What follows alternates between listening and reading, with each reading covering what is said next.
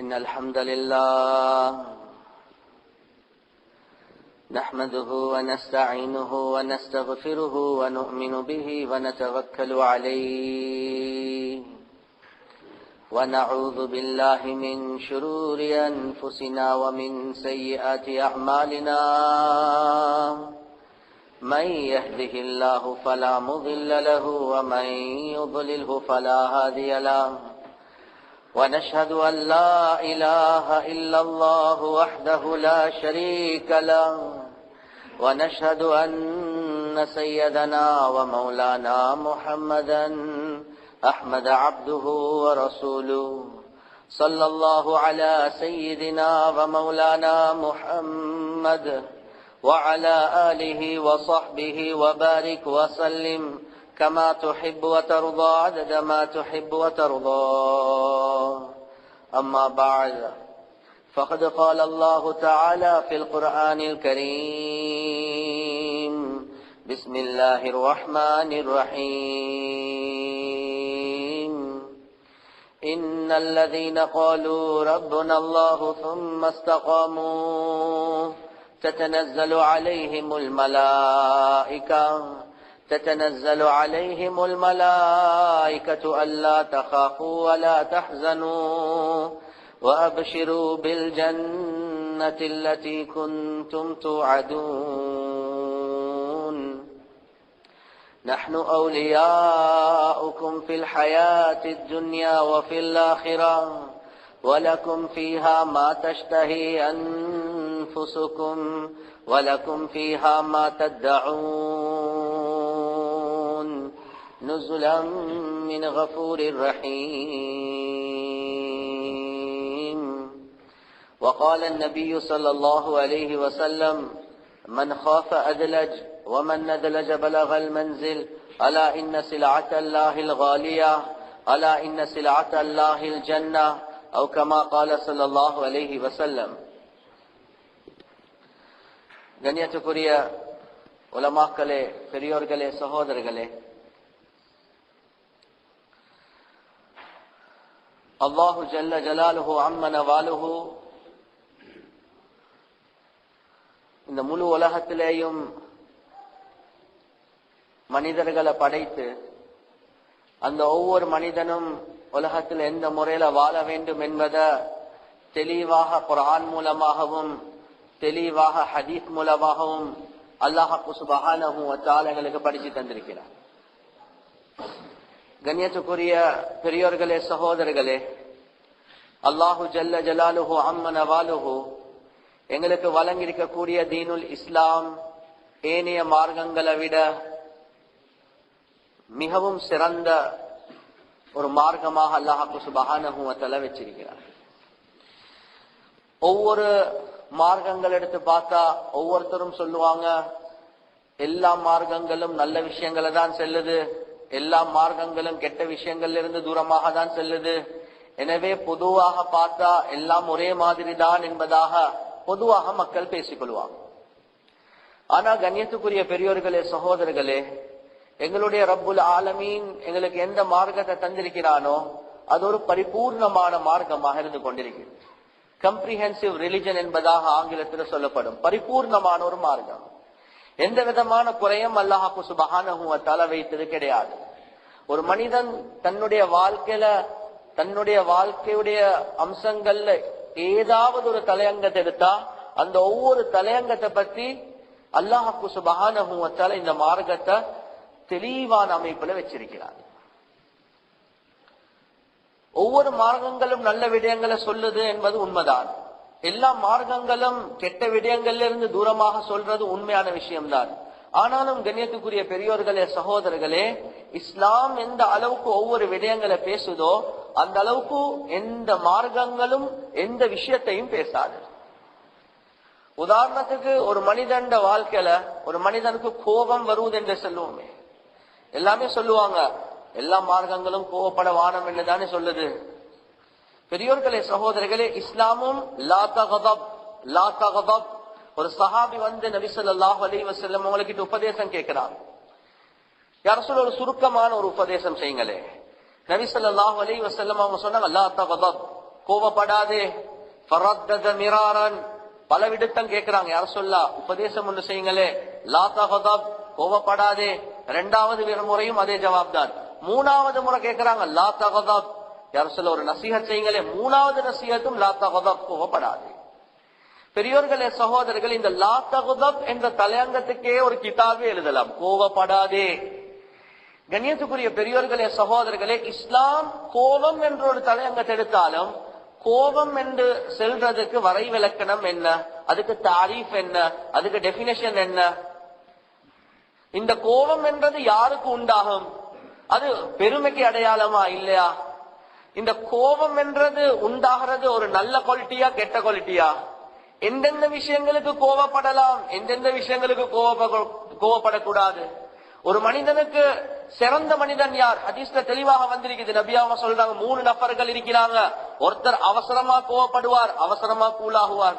இன்னொருத்தர் இருக்கிறார், ரொம்ப லேட் ஆகிதான் அவருக்கு கோபம் போகும், அதே மாதிரி லேட் ஆகிதான் கூலாகுவார்.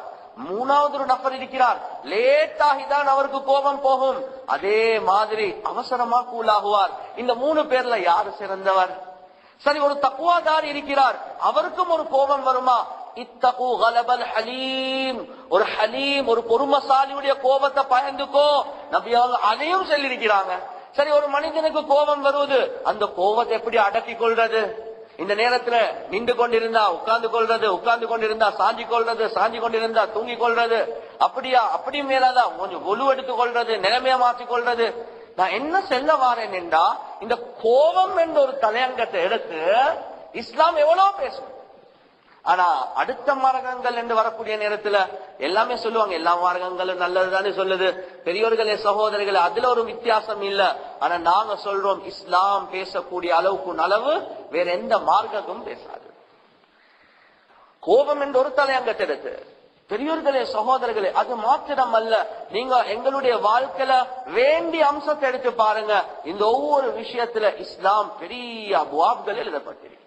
இஸ்லாத்தில் ஒவ்வொரு விஷயமா எடுத்து பாருங்க, பெருமை எடுத்து பாருங்க, பொறாமை எடுத்து பாருங்க, சிரிப்பு எடுத்து பாருங்க, ஒவ்வொரு விஷயமும். பெரியோர்களே சகோதரர்களே, பாகிஸ்தான்ல இருக்கிற நேரத்துல ஒரு பாகிஸ்தான்ல ஓதிக்கொண்டு இருக்கக்கூடிய மாணவர் ஒரு கிதாப் ஒன்று எழுதினார். அவர் கோர்வை செஞ்சிருக்கிறார் என்னென்றா, நபி ஸல்லல்லாஹு அலைஹி வஸல்லம் அவங்க சிரித்த சம்பவங்கள், எந்தெந்த சம்பவங்கள் நபி எந்தெந்த சிரித்த அல்ல, நபி ஸல்லல்லாஹு அலைஹி வஸல்லம் அவங்க அழுந்த சம்பவங்கள்.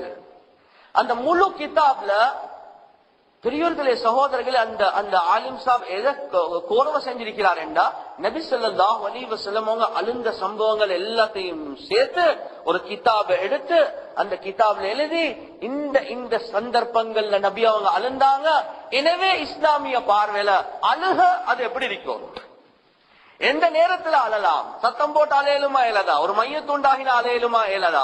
மையத்துடைய நேரத்துல இப்ராஹிம் ரலியல்லாஹு அன்ஹு நபி அவங்களோட மகன் வஃபாத் ஆகினாங்க, நபி அவங்க அழுந்தது இது கலா கதிருக்கு மாற்றமா இல்லையா? சத்தம் போட்டு அழுகிறதுடைய சட்டம் என்ன, தண்ணீர் வாரது என்ன? பெரியோர்களே சகோதரர்களே, அந்த அந்த அந்த அழுக எத்தனை வகையான அழுகைகள் ஷரியத்தில் இருக்குது. இப்படி அழுகைய பத்தி மட்டும் எழுதியிருக்கிறான். பெரியோர்களே சகோதரர்களே, அல்லாஹ் எங்களுக்கு தந்திருக்கக்கூடிய சொத்து இருக்குது, இது ஒரு பெரிய ஒரு கனிமத் என்று நினைச்சுக்கணும்.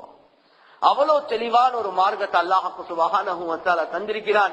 ஆனா நாங்க இந்த காலத்துல உலகத்துடைய கல்வியை பத்தி மாத்திரம் கவனம் செலுத்துறோம். ஷரியத் எங்களுக்கு எவ்வளவு விஷயங்கள், ஒரு மனிதனுடைய வாழ்க்கைய ஒரு நிம்மதியான, சந்தோஷமான, கண்ணியமான, ராஹத்தான ஒரு மார்க்கமாக ஒரு வாழ்க்கையாக ஆக்குறதுக்கு என்னென்ன விடயங்கள் தேவையோ அந்த எல்லாமே அல்லாஹ் சுப்ஹானஹு வ தஆலா இஸ்லாத்தின் மூலமாக அல்லாஹ் எங்களுக்கு வழங்கியிருக்கிறார். எனவே அவ்வளவு பரிபூர்ணமான ஒரு மார்க்கம் தான் கண்ணியத்துக்குரிய பெரியோர்களே சகோதரர்களே இஸ்லாம் என்று சொல்றது.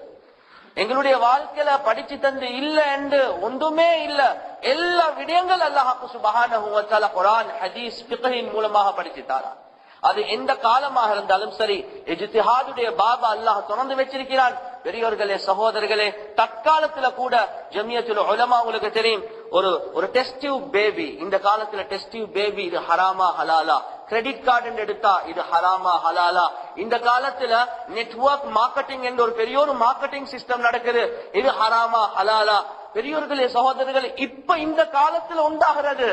ஆனா அல்லாஹ் எங்களுக்கு எப்படியா கொண்டு ஒரு மார்க்கத்தை தந்திருக்கிறான் என்றா, 1400 வருடங்களுக்கு முன்னால் இறங்கின குர்ஆனை வச்சு, அந்த ஹதீஸை வச்சு தற்காலத்துடைய மசாயில்கள், தற்காலத்துல வரக்கூடிய விடயங்களுக்கும் ஜவாப்கள் அல்லாஹ் சுப்ஹானஹு வ தஆலா இந்த மார்க்கத்துல வச்சிருக்கிறான். அவ்வளவு ஒரு தெளிவான ஒரு மார்க்கம் தான் பெரியோர்களே சகோதரர்களே இஸ்லாம் என்று சொல்றது.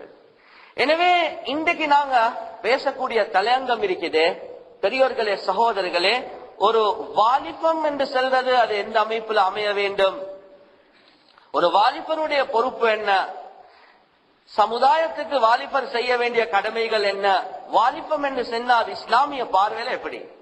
கண்ணியத்துக்குரிய பெரியோர்களே சகோதரர்களே, ஒரு மனிதனுடைய வாழ்க்கையில பல கட்டங்கள் அல்லாஹ் சுப்ஹானஹு வ தஆலா வச்சிருக்கிறான். அதுல வாலிபம் என்று சொல்றது ஒரு முக்கியமான கட்டம் தான். பல வகையான ஹதீஸ்கள் இருக்குது. கண்ணியத்துக்குரிய பெரியோர்களே சகோதரர்களே, அர்ஷுடைய நிழல் கிடைக்கக்கூடிய 7 நபர்களை பத்தி ஹதீஸ்ல நபி ஸல்லல்லாஹு அலைஹி வஸல்லம் அவங்க செல்லக்கூடிய நேரத்துல அர்ஷுடைய நிழல் பெரியோர்களே சகோதரர்களே எந்த விதமான நிழலும் இல்லாத நேரத்தில் அல்லாஹ் சுப்ஹானஹு வ தஆலா சில மக்களுக்கு அர்ஷுடைய நிழல கியாமத்துடைய நாள்ல தாரான். அதுல ஒரு நிழல் கிடைக்கக்கூடிய ஒரு நபர் தான் ஷாபுன் நஷஅ ஃபீ இபாதத்தில்லாஹ், அல்லாஹ்வுடைய இபாதத்துல அப்படியே மூழ்கி தன்னுடைய வாழ்க்கையை வாழ்ந்த ஒரு வாலிபன் என்பதாக ஹதீஸ்ல வந்திருக்கிறது. ஒரு வாலிபனுக்கு அல்லாஹ் சுப்ஹானஹு வ தஆலா அர்ஷுடைய நிழலை கொடுக்கிறான் என்று சொன்னா பெரியோர்களே சகோதரர்களே, அந்த வாலிபம் எவ்வளவு பொறுமதியான ஒரு வாலிபமா இருந்திருக்கு. கண்ணியத்துக்குரிய பெரியோர்களே சகோதரர்களே, கியாமத்துடைய நாள் அல்லாஹ் சுப்ஹானஹு வ தஆலா கேட்கக்கூடிய கேள்விகள் 5 கேள்விகள். அந்த 5 கேள்விகள்ல ஒரு கேள்வி என்ன, வாழ்க்கை எப்படி வாழ்ந்தாய், அதுலயும் ஒரு கேள்வி என்ன, வாலிபத்தை எப்படி கழிச்சாய். போடுற கூத்தெல்லாம் போட்டு ஹெட்ட பெண்ண பஸ் அப்படி மஸ்ஜித் கதியா பலமு என்ற கன்செப்ட் இருக்குது, அது சரியத்த சரி வராது. பல்லெல்லாம் முழுந்ததுக்கு அப்புறம் சுப்ஹானல்லாஹ் சொல்ல மேலா, அல்ஹம்துலில்லாஹ் சொல்ல மேலா, நாங்க என்னமோ சொல்றோம் அவர் என்னமோ சொல்லி கொண்டிருப்பார். பெரியோர்களே சகோதரர்களே, மக்ரஜ் என்றா என்ன, ஹா எங்கால வருவது, ஐன் எங்கால வருவது, ஜால் எங்கால வருவது ஒன்றுமே விளங்காது.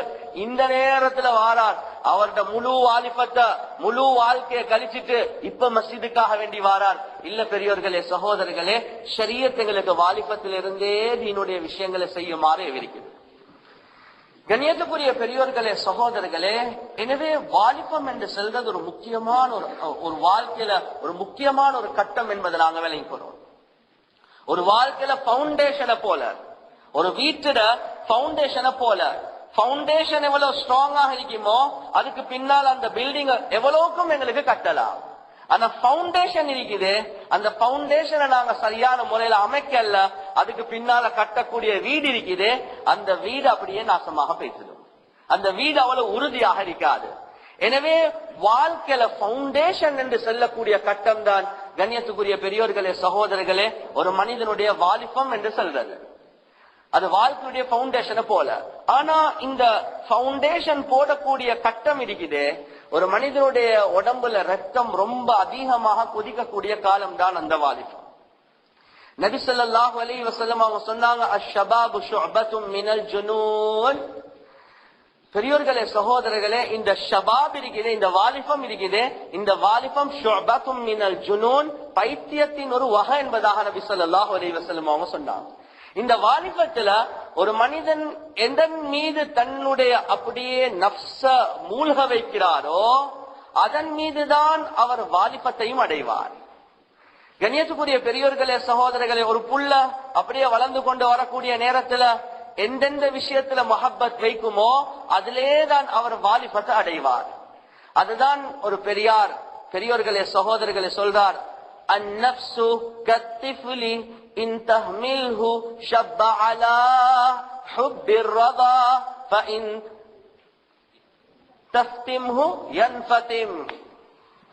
அந்நப்சு கத்திஃபுல். பெரியோர்களே சகோதரர்களே, நப்ஸ் இருக்குதே அது ஒரு திஃபுல், ஒரு சின்ன புள்ளைய போலதான்.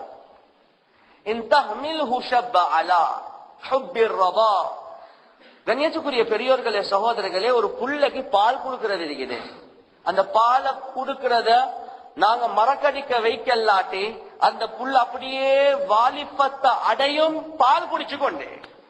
பேப்பர்ல வந்த சம்பவம், பெரியோர்களே சகோதரர்களே, பேப்பர்ல வந்த சம்பவம் என்ன? ஒரு ட்ரெயின் பெய்து கொண்டிருக்குது, ஒரு தாய் அப்படியே டாய்லெட்டுக்குள்ள போக, ஒரு வாலிபரும் டாய்லெட்டுக்குள்ள போறாங்க. மக்கள் விசாரிச்சாங்க, என்ன இது? இல்ல உம்மாவும் மகனும் தான். என்ன, என்ன மகன் இன்னும் பால் குடிய மறக்கலன்னு சொல்றாங்க. கண்ணியத்துக்குரிய பெரியோர்களே சகோதரர்கள், இது ஹக்கான விஷயம், ஹக்கான விஷயம். எனவே ஒரு நஃப்ஸ நாங்க எதுக்கு பழக்கிறோமோ அதன் மீதே அது அப்படியே வாலிபத்தை அடையும். அதே மாதிரிதான் நாங்க எந்தெந்த விஷயங்கள்ல கூட இருப்போமோ பெரியோர்களே சகோதரர்களே, அதிலே நாங்க வாலிபத்தை அடைஞ்சிட்டோமா, அதுக்கு பின்னால அதை மாத்துறது ரொம்ப கஷ்டமான ஒரு விஷயம். நஃப்ஸ நாங்க அதுக்கு பழக்கிட்டோம். எனவே ஆக முக்கியமான ஒரு விஷயம் தான் ஹபீப் ஸல்லல்லாஹு அலைஹி வஸல்லம் அவங்க சொன்னாங்க, அஷ்ஷபாபு ஷுஅபத்தும் மினல் ஜுனூன். ஒரு மனிதன் வாலிபம் என்று சொல்றது ஒரு வகையான பைத்தியம் தான். சில வாலிபத்துல சில மக்களுக்கு டிவியுடைய பைத்தியம், சிலவங்களுக்கு லேப்டாப் உடைய பைத்தியம், சிலவங்களுக்கு கம்ப்யூட்டருடைய பைத்தியம், சிலவங்களுக்கு மொபைலுடைய பைத்தியம், சிலவங்களுக்கு பெண்களுடைய பைத்தியம், சிலவங்களுக்கு படிப்புடைய பைத்தியம், சிலவங்களுக்கு கிளாஸஸ் உடைய பைத்தியம், சிலவங்களுக்கு ஸ்போர்ட்ஸ் உடைய பைத்தியம், சிலவங்களுக்கு கிரிக்கெட் உடைய பைத்தியம். நீங்க வேண்டிய வாலிபரை எடுத்து பாருங்க, ஏதோ ஒரு பைத்தியம் அவருக்கு இருக்கதான் செய்யும். ஆனா ஹபீப் ஸல்லல்லாஹு அலைஹி வஸல்லம் அவங்க என்ன சொன்னாங்கன்னா, நீங்க தீன உங்களோட பைத்தியமாக ஆக்கிக் கொள்ளுங்க. ஹபீப் ஸல்லல்லாஹு அலைஹி வஸல்லமோட வாழ்க்கை வழிமுறைய நீங்க உங்களோட பைத்தியமாக ஆக்கிக் கொள்ளுங்க. நீங்க இஸ்லாத்த உங்களோட பைத்தியமாக ஆக்கிக் கொள்ளுங்க. நபி ஸல்லல்லாஹு அலைஹி வஸல்லமோட சுன்னத்துடைய மஹப்பத்தை உங்களோட உள்ளத்துல காலிபாக்கிக் கொள்ளுங்க. கண்ணியத்துக்குரிய பெரியோர்களே சகோதரர்களே, எப்போ ஒரு மனிதன் வாலிபத்திலே இதை அடைவாரோ, இதுதான் அவருடைய வாழ்க்கையில பவுண்டேஷன். அதுக்கு பின்னால நிச்சயமாக சத்தியமாக அதுக்கு மேல கெட்டக்கூடிய அந்த பில்டிங் இருக்குது, அது ரொம்ப ஸ்ட்ராங்காக இருக்கும். ஆனா வாலிபத்துல அவர் பக்குவத்தை அடையல, வாலிபத்துல அல்லாஹுடைய பயம் உள்ளத்துக்குள்ள வரல, வாலிபத்துல சரியான முறையில தன்னுடைய வாழ்க்கையை அமைச்சு கொள்ளல. அதுக்கு பின்னால கண்ணியத்துக்குரிய பெரியோர்களே சகோதரர்களே, அவருடைய வாழ்க்கை அமைக்கிறது ரொம்ப கஷ்டமாக இருக்கு. இந்த காலத்துல யஹூதி நசராக்களுடைய ஒரு பெரிய ஒரு திட்டம் தான், நன்றாக விளங்கிக் கொள்ளுங்க. யஹூதி நசராக்களுடைய ஒரு பெரிய ஒரு திட்டம் தான் இந்த யூத் என்று செல்லக்கூடிய இந்த வாலிபத்தை தாய் தந்தர்களுடைய கண்ட்ரோல்ல இருந்து தூரமாக்கி, அல்லாஹுடைய நேசர்களுடைய கண்ட்ரோல் இருந்து தூரமாக்கி, அவங்க அந்த யூத்த அவங்க வாங்கி கொண்டாங்க. கண்ணியத்துக்குரிய பெரியோர்களே சகோதரர்களே, இந்த காலத்துல வாலிபம் என்றது இருக்குது, ஒரு சமூகம் அது முன்னேற்றம் அடையுமா இல்லையா என்றது பார்க்கிறதே ஒரு சமூகத்தில் இருக்கக்கூடிய வாலிபர்களுடைய டேலண்டை வச்சுதான். இந்த சமூகம் ஒரு நல்ல சமூகமா இல்லையா அல்லது ஒரு சீர்கெட்ட சமூகமா இல்லையா என்றது முடிவு செய்யறது அந்த சமூகத்தில் இருக்கக்கூடிய வாலிபர்களை பார்த்துதான். எப்ப வாலிபர்கள் அதிகமாக ட்ரக்ஸ்ல இருப்பாங்களோ அல்லது பாவமான விஷயங்கள்ல ஈடுபட்டிருப்பாங்களோ, மோசமான விஷயங்கள் இருப்பாங்களோ, படிப்புல ரொம்ப தாழ்ந்த நிலைமையில் இருப்பாங்களோ, அதை வச்சு முடிவு செய்வாங்க இந்த சமூகம் அவ்வளவு நல்ல சமூகம் அல்ல. வாலிபத்தை வச்சுதான் கண்ணியத்துக்குரிய பெரியோர்களே சகோதரர்களே, வாலிபர்களை வச்சுதான் அந்த சமூகம் ஒரு சிறந்த சமூகமா இல்லையா என்பது அது முடிவு செய்வாங்க. எனவே இந்த காலத்துல யஹூதிகள் நசராக்களுடைய ஒரு பெரிய ஒரு திட்டம் தான் பெரியோர்களே சகோதரர்களே, இந்த 10 வயசு அல்லது 12 வயசுல இருந்து 20 வயசு அல்லது 18 வயசு வரை காட்டி இருக்கக்கூடிய அந்த யூத் என்று செல்லக்கூடிய அந்த வாலிபத்தை அப்படியே அவங்களோட கண்ட்ரோலுக்கு கீழே எடுத்தாங்க. யூரோப்பியன் கண்ட்ரீஸ்ல எந்த அளவுக்கு என்ற ஹியூமன் ரைட்ஸ் என்ற பெயர்ல, மனிதனுக்கு இருக்கக்கூடிய உரிமைகள் என்ற பெயர்ல ஒரு பாப்பாக்கு மகனுக்கு ஏசவும் மேலா, கொஞ்சம் 2 தட்டவும் மேலா, அவர் ஒரு நம்பரை டயல் பண்ணுவார், அப்படியே பலிசால வந்து வாப்பாவும் தூக்கி கொண்டு டீச்சரும் தூக்கி கொண்டு எல்லாத்தையும் தூக்கி கொண்டு பேசிடுவார். ஹியூமன் ரைட்ஸ் 16-18 வயசு ஆகினா அவருக்கெண்டே ரூம் ஒன்று வேறையா கொடுக்கணும், வீடு ஒன்று வேறையா கொடுக்கணும். கவர்மெண்ட் அவனுக்கு செலவழிக்கிறதுக்கு தயார். அவருக்கு ஹியூமன் ரைட்ஸ் இருக்குது, அவருக்கு விருப்பமானது செய்யலாம். அவர் நேரத்தோட வீட்டுக்கு வரணும் என்றது அவருக்கு கட்டாயம் இல்ல. ஒரு கட்டுப்பாட்டுக்கு கீழ் இருக்கணும் என்பது கட்டாயம் இல்ல. அவருக்கு ஜினா செய்யலாம், படம் பார்க்கலாம். அமெரிக்காவுடைய ஸ்டாட்டிஸ்டிக்ஸ் பெரியோர்களே சகோதரர்கள் இது கிட்டத்துல பார்த்தது அல்ல, போன வருஷத்துல பார்த்தது. நிச்சயமாக சொல்றேன், அது இப்ப இன்னும் கூடிதான் இருக்கும். வாலிபர்கள் நாங்க இந்த காலத்துல கேட்டா சொல்லுவோம், நாங்களும் வெள்ளக்காரனை போல ஆகணும். கண்ணியத்துக்குரிய பெரியோர்களே சகோதரர்களே, அந்த அமெரிக்காவுடைய இருக்கக்கூடிய யூத்துடைய அந்த வாலிபர்களுடைய ஸ்டாட்டிஸ்டிக்ஸ் சில விடயங்கள் எடுத்து பார்த்தா எழுதப்பட்டிருக்குது, கிட்டத்தட்ட ஒரு நாளைக்கு 6 அவர் டெலிவிஷன்லயே கழிப்பாங்க. ஒரு 6 அவர். ஆனா கவலைக்குரிய விஷயம், போன கிழமை ஒரு வாலிபர் ஸ்ரீலங்கால ஒரு ரிசர்ச், அவர் ஒரு கவுன்சிலிங் செய்யக்கூடிய ஒரு வாலிபர் ஸ்ரீலங்கால 250 ஆண்கள் 250 பெண்கள், வாலிப ஆண்கள் பெண்கள், அதுவும் முஸ்லிம்ஸ், பெரியோர்களே சகோதரர்கள், ஒரு ரிசர்ச் ஒன்று செஞ்சாங்க. ஒரு இடத்துல அல்ல, ஸ்ரீலங்கால பல இடங்கள்ல ஸ்கூல்ல யூனிவர்சிட்டிஸ்ல போயிட்டு ஒரு ரிசர்ச் எடுத்து பார்த்தா, அந்த ஸ்ரீலங்கனுடைய ஹாலாத்தை சொல்றேன் பெரியோர்களே சகோதரர்களை, கிட்டத்தட்ட 4-5 அவர் டெலிவிஷன்ல கழிக்கிறாங்க ஒரு நாளைக்கு. யோசிச்சு பாருங்க. எங்கட நாட்டுல ஹாலாத்தும் அப்படிதான் ஆகும். அமெரிக்கால 6 அவர். இது போன வருஷம், அதுக்கு முந்தின வருஷம் உடைய ஸ்டாட்டிஸ்டிக்ஸ். பெரியோர்களே சகோதரர்களே, 18 வயது ஆகக்கூடிய நேரத்துல கிட்டத்தட்ட 18,000 மோசமான படங்களை பார்த்திருப்பார். அதுதான் அங்குள்ள வாலிபர். பெரியோர்களே சகோதரர்களே, ஜினா என்று சொல்றது அவனுக்கு ஒரு பெரிய ஒரு விஷயம் அல்ல. நான் லண்டனுக்கு போன நேரத்தில் பெரியோர்களே சகோதரர்களே, ஆச்சரியம், அந்த தாய் தந்தர்கள் கூட தன்னுடைய மகனுக்கு ஒரு பாய் ஃப்ரெண்ட், தன்னுடைய மகளுக்கு ஒரு பாய் ஃப்ரெண்ட், தன்னுடைய மகனுக்கு ஒரு கேர்ள் ஃப்ரெண்ட் இல்லாட்டி அதை கேவலமாக நினைப்பாங்க. பெரியோர்களே சகோதரர்களே, 16 வயசாகி 18 வயசாகி ஜினா செய்யாவிட்டால் அவன் ஒரு ஆம்பளே இல்லை, அவன் ஒரு பொம்புலே இல்லை என்பதாக சொல்லுவான். இதுதான் நாங்க சொல்ற யூரோப்பியன் கண்ட்ரிஸ். எந்த வெள்ளக்காரனை நாங்க ஃபாலோ பண்ணணும் என்று சொல்றோமோ அந்த வெள்ளக்காரனுடைய வாழ்க்கை இதுதான். அந்த யூத் என்று செல்லக்கூடிய வாலிபம் ஒரு பில்டிங் உடைய பவுண்டேஷன் இருக்குது, அதை பாவத்தால நிறைச்சி அதுக்கு பின்னால அவன் 20, 25, 30 வயசாக போல அவன் கல்யாணம் முடிப்பான். அவனுக்கு கல்யாண வாழ்க்கையை பத்தியே அவ்வளவு பெரிய ஒரு இன்ட்ரெஸ்ட் இல்ல. அவனுக்கு வாழ்க்கையில பொறுப்புகள் எப்படி சுமக்கிறது என்றதே தெரியாது. ஏன் 12 வயசுல இருந்து 15 வயசுல இருந்து அவன் கிளப்புக்கு போற பழக்கம், ட்ரக்ஸ் உடைய பழக்கம். கண்ணியத்துக்குரிய பெரியோர்களே சகோதரர்களே, வல்லாஹி செல்வேன், சென்ற வாரம் அந்த வாலிபரோட நாங்க 4 உலமாக்கள் உட்கார்ந்து கொண்டு அந்த பிரசன்டேஷனை கேட்டோம். ஸ்ரீலங்காவுடைய நிலைமையும் அதுவும் முஸ்லிம்களுடைய நிலைமையும் இதே மாதிரி ஒரு வீழ்ச்சியின் பக்கம் தான் போகுது. வாலிபர்களுடைய ஸ்டாட்டிஸ்டிக்ஸ் எதில் எடுத்திருந்தார்? படம் பார்க்கறதுல, செக் பண்றதுல, பேஸ்புக் உடைய விஷயத்துல, ட்ரக்ஸ் உடைய விஷயத்துல, ஜினாவுடைய விஷயத்துல, எத்தனை பேருக்கு பாய் ஃப்ரெண்ட் கேர்ள் ஃப்ரெண்ட் விஷயத்துல. அப்படியே ஸ்டாட்டிஸ்டிக் பார்த்தா எல்லாம் 50 தாண்டது ஆண்களுடைய விஷயத்துல, எல்லாம் 30 தாண்டது பெண்களுடைய விஷயத்துல. முஸ்லிம் சமுதாயம் தான் சொல்றேன். கண்ணியத்துக்குரிய பெரியோர்களே சகோதரர்களே, இப்ப இந்த வாலிப சமுதாயத்தை பார்த்து எங்கட முஸ்லிம் சமுதாயத்தை பத்தி நாங்க எப்படி முடிவு செய்வோம்? நாங்க இப்ப இந்த தோற்றத்தோட இந்த பக்குவத்தோட இருக்கிற மாதிரி இருக்கலாம். ஆனா நாளுக்கு நாள் உலகத்துல ஃபித்னாக்கள் கூடிக்கொண்டே போகுது. அதுல எங்கட வாலிபர்களும் அப்படியே விழுந்துட்டாங்கடா, அதுக்கு பின்னால வார வாழ்க்கை இருக்குது, அந்த பில்டிங்க கெட்டுறது ரொம்ப கஷ்டமாக இருக்கு. பெரியோர்களே சகோதரர்கள், இந்த வாலிபம் கரப்ட் ஆகிட்டா, இந்த வாலிபத்துல அவன் அடைய வேண்டிய இல்ம, அடைய வேண்டிய பக்குவத்தை, அடைய வேண்டிய அல்லாஹுடைய தக்குவாவை அவன் அடையாவிட்டால் அதுக்கு பின்னால் அவனுடைய வாழ்க்கையில நிக்காஹ் என்று வரும், அவனுடைய வாழ்க்கையில தொழில் என்று வரும், அதுல அவன் பக்குவமாக இருக்க மாட்டான். எனவே அமெரிக்கன், வெளிநாடு இருக்கக்கூடிய யூரோப்பியன்ஸ் உடைய நோக்கமே என்னென்றா, இந்த உலகத்துல வாலிபர்களை எங்கட ஆட்சிக்கு கீழே எடுக்கணும். அவர் ஒவ்வொரு நாட்டுக்கு போக வேண்டிய தேவையில்லை, டெலிவிஷன் மூலமாக, இன்டர்நெட் மூலமாக, கம்ப்யூட்டர் மூலமாக முழு உலகத்துக்கே பேசிக்கொண்டுதான் இருக்கிறாங்க. நாங்களும் இந்த காலத்துல வாலிபர்கள் சொல்றோம், நாங்களும் வெள்ளக்காரனை போலதான் ஆகும். ஆக கவலைக்குரிய விஷயம் பெரியோர்களே சகோதரர்களே, எந்த நபி அல்லாஹ்வுக்கு சுப்ஹானஹு வ தஆலா எங்களுக்கு கடைசி நபியாக அனுப்பினானோ அந்த நபி ஸல்லல்லாஹு அலைஹி வஸல்லம் அவங்க சொன்னாங்க, லவ் கான மூசா, இன்னொரு ரிவாயத்ல வருது, லவ் கான மூசா வ ஈசா ஹய்யா, மூசா அலைஹிஸ்ஸலாத்து வஸ்ஸலாம் அவங்க உயிரோடு இருந்தா, லமா வஸிஅஹு இல்லத்திபாஇ, என்னைய ஃபாலோ பண்ணாத வரை அவருக்கு கூட வெற்றி கிடைக்காது என்பதாக நபி ஸல்லல்லாஹு அலைஹி வஸல்லம் அவங்க சொன்னாங்க.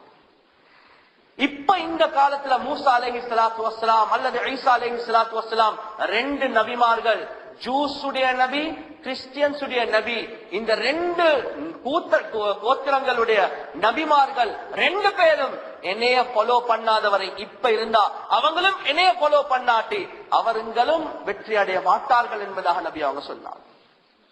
ஆனா கவலைக்குரிய விஷயம் என்னென்றா, எந்த நபிமார்களை ஃபாலோ பண்ண, எந்த நபியை ஃபாலோ பண்ணாவிட்டால் எந்த 2 நபிமார்களுக்கும் வெற்றி கிடைக்காது என்பதாக ஹபீப் ஸல்லல்லாஹு அலைஹி வஸல்லம் அவங்க சொன்னாங்களோ, அந்த 2 நபிமார்களுடைய வாழ்க்கையை எங்கட முஸ்லிம்கள் ஃபாலோ பண்ணினாலும் பரவாயில்லை. ஆனா அந்த 2 நபிமார்களுடைய உம்மத்தார்கள்ல அந்த கிறிஸ்டியன்ஸ், ஜூஸ் உடைய ஆக கேவலமான ஆக பாவம் செய்யக்கூடிய அந்த பாவிகளை ஃபாலோ பண்ணிட்டு எங்கட முஸ்லிம்கள் பெருமைப்படுறாங்கடா, எங்கட வாலிபர்கள் பெருமைப்படுறாங்கடா, அது எவ்வளவு கேவலமான விஷயம். ஒரு வகையான முடி அங்கால பிரட்டி அதை பிரவுனாக அப்படியே கலர் பண்ணிட்டு பெரியோர்களே சகோதரர்கள் அதை ஸ்டைல் என்று சொல்றார். ஹபீப் ஸல்லல்லாஹு அலைஹி வஸல்லம் அவங்க மறந்துட்டான். ஹபீப் ஸல்லல்லாஹு அலைஹி வஸல்லம் அவங்க சொன்னாங்க, இந்த 2 நபிமார்கள் இருந்தாலும் என்னையதான் ஃபாலோ பண்ணணும். அந்த 2 நபிமார்களோட உம்மத்தார்கள் ஆக பாவிகள், ஆக மோசமானவங்களை இந்த முஹம்மது ஸல்லல்லாஹு அலைஹி வஸல்லம் அவங்களோட உம்மத்துல சேர்ந்த ஒரு வாலிபர் ஃபாலோ பண்ணிட்டு பெருமைப்படுறாருண்டா அது கேவலமான ஒரு விஷயமா இல்லையா? யோசிச்சு பாருங்க. கண்ணியத்துக்குரிய பெரியோர்களே சகோதரர்களே, ஹபீப் ஸல்லல்லாஹு அலைஹி வஸல்லம் அவங்க எங்களுக்கு ஒரு பெரிய ஒரு முன்மாதிரியை காட்டினார். எனவே இந்த வாலிபத்தை நாங்க பாதுகாக்கல, நிச்சயமாக சத்தியமாக சொல்றேன், எங்களுடைய வாழ்க்கையில அடுத்தடுத்த கட்டங்கள் எல்லாம் ரொம்ப கஷ்டமான நிலைமைக்கு தள்ளப்படும். எங்களுக்கு எப்படி வாழணும் என்றதே தெரியாம போய்த்திடும். அந்த காலத்துல வாலிபர்களை பாருங்க. இந்த காலத்துல பெரிய ஒரு நஷ்டம் என்னென்றா, வாலிபர்கள் எடுத்து பார்த்தா அதுலயும் ஆக டேஞ்சரான கிதாப்கள்ல தர்பியத்துல் அவுலாத் என்ற கிதாப்கள்ல தெளிவா எழுதப்பட்டிருக்குது. 16, 17, 18 இந்த 3 வருடங்கள் இருக்குது. இதுதான் ஒரு மனிதண்ட டேர்னிங் பாயிண்ட், ஒரு மனிதண்ட வாழ்க்கையில டேர்னிங் பாயிண்ட். அதாவது அவன் வாழ்க்கையில் ஒரு திருத்தம் உண்டாகும், அப்படி இல்லாட்டி அவன் வலிக்கத்துல போயிடுவான். பெரியோர்களே சகோதரர்கள், இந்த காலத்துல யோசிச்சு பாருங்க, அது O level A level முடிகிற கட்டமா இல்லையா? அதுக்கு பின்னால ஒரு கூட்டம் பெரியோர்களே சகோதரர்கள் பார்த்து கொண்டிருக்கும். இந்த கூட்டத்தை எப்படி சரி நாங்க வழிகேட்டுல போடணும் என்பதற்காக வேண்டி பெரும் முயற்சிகள் நடக்குது. ஒரு A level மாணவனை பேசி சமாளிக்கிறது கஷ்டம். ஏன்? வாப்பாக்கும் கண்ட்ரோல் பண்ண கஷ்டம், உம்மக்கும் கண்ட்ரோல் பண்ண கஷ்டம். அவன் நான் நினைச்சதான் செய்வேன் என்பதாக இருக்கிறான்.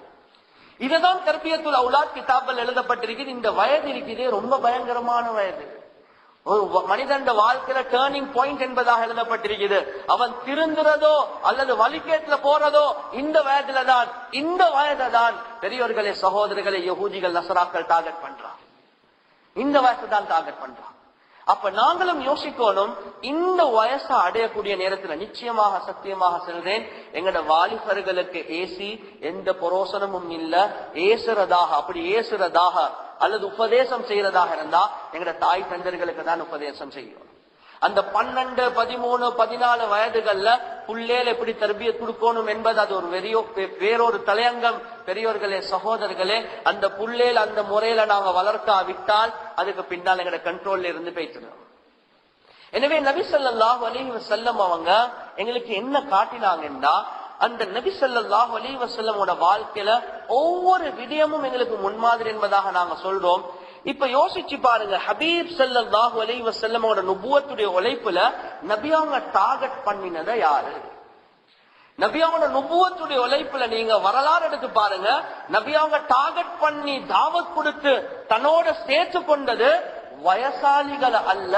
முதல் படியாக நபி ஸல்லல்லாஹு அலைஹி வஸல்லம் அவங்க சேர்த்து கொண்டது வாலிபர்களை.